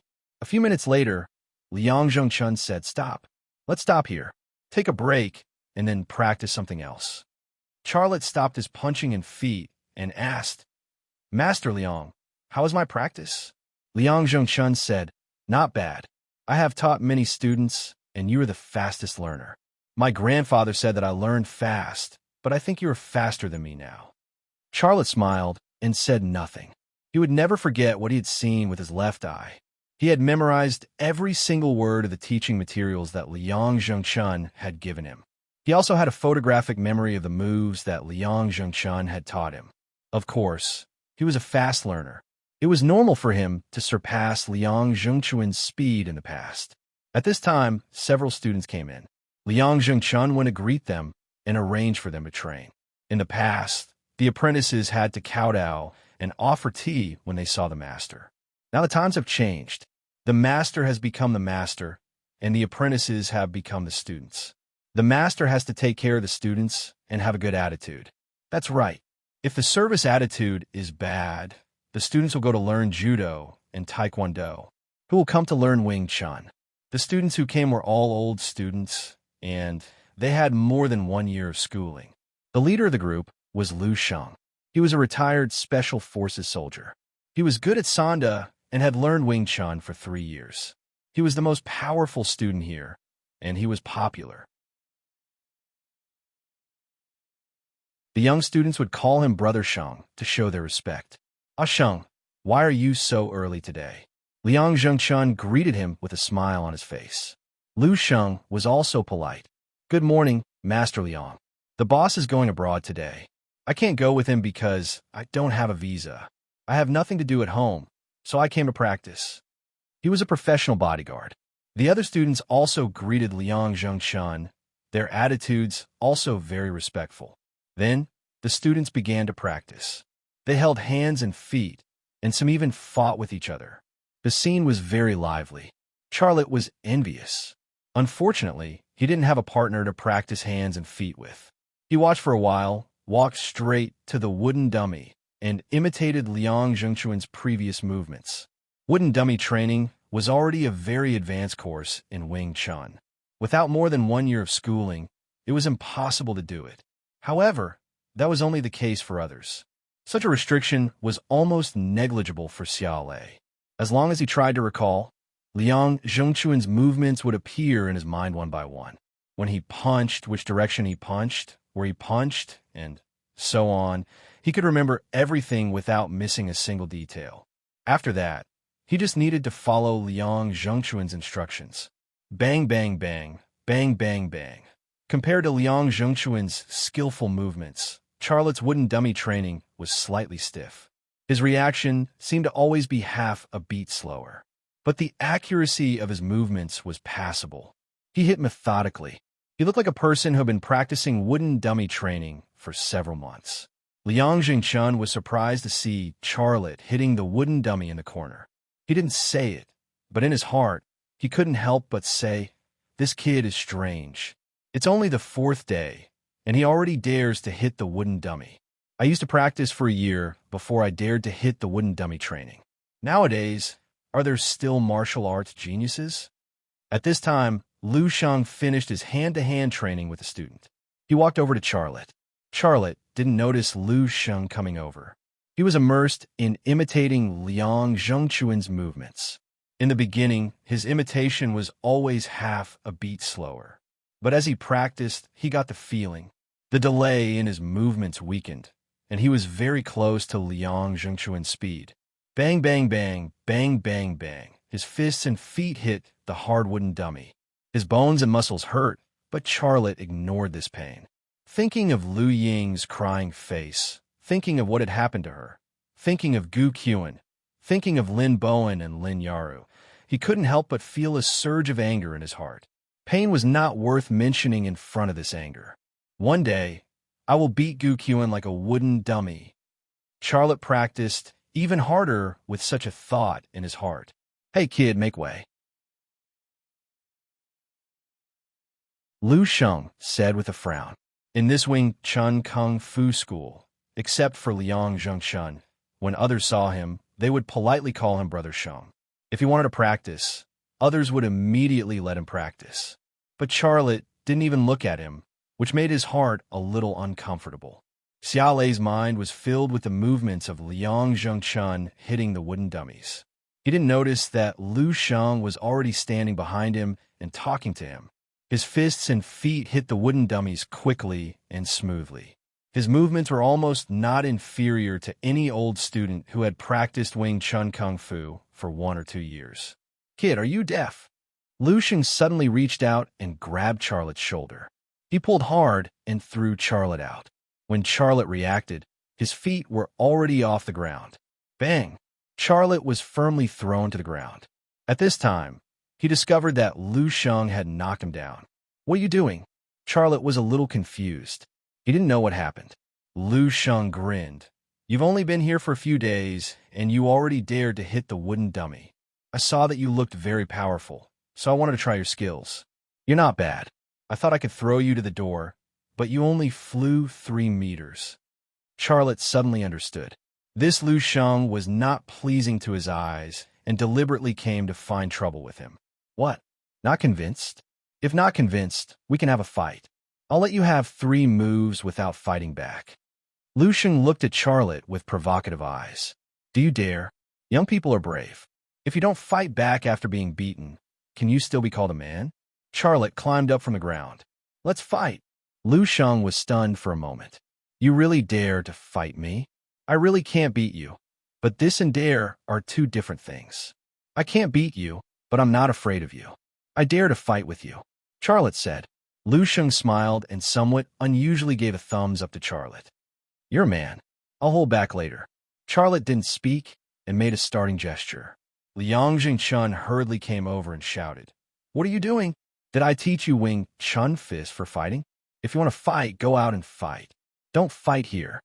Lu Sheng said, Master Liang, I'm joking with my junior brother. I won't take it seriously. Besides, can I bully a new student? Charlotte also stopped and said, Yes, we're joking. We're not serious. At this time, a woman's voice suddenly came from the entrance of the boxing gym. Monk, I think you're bullying a new student.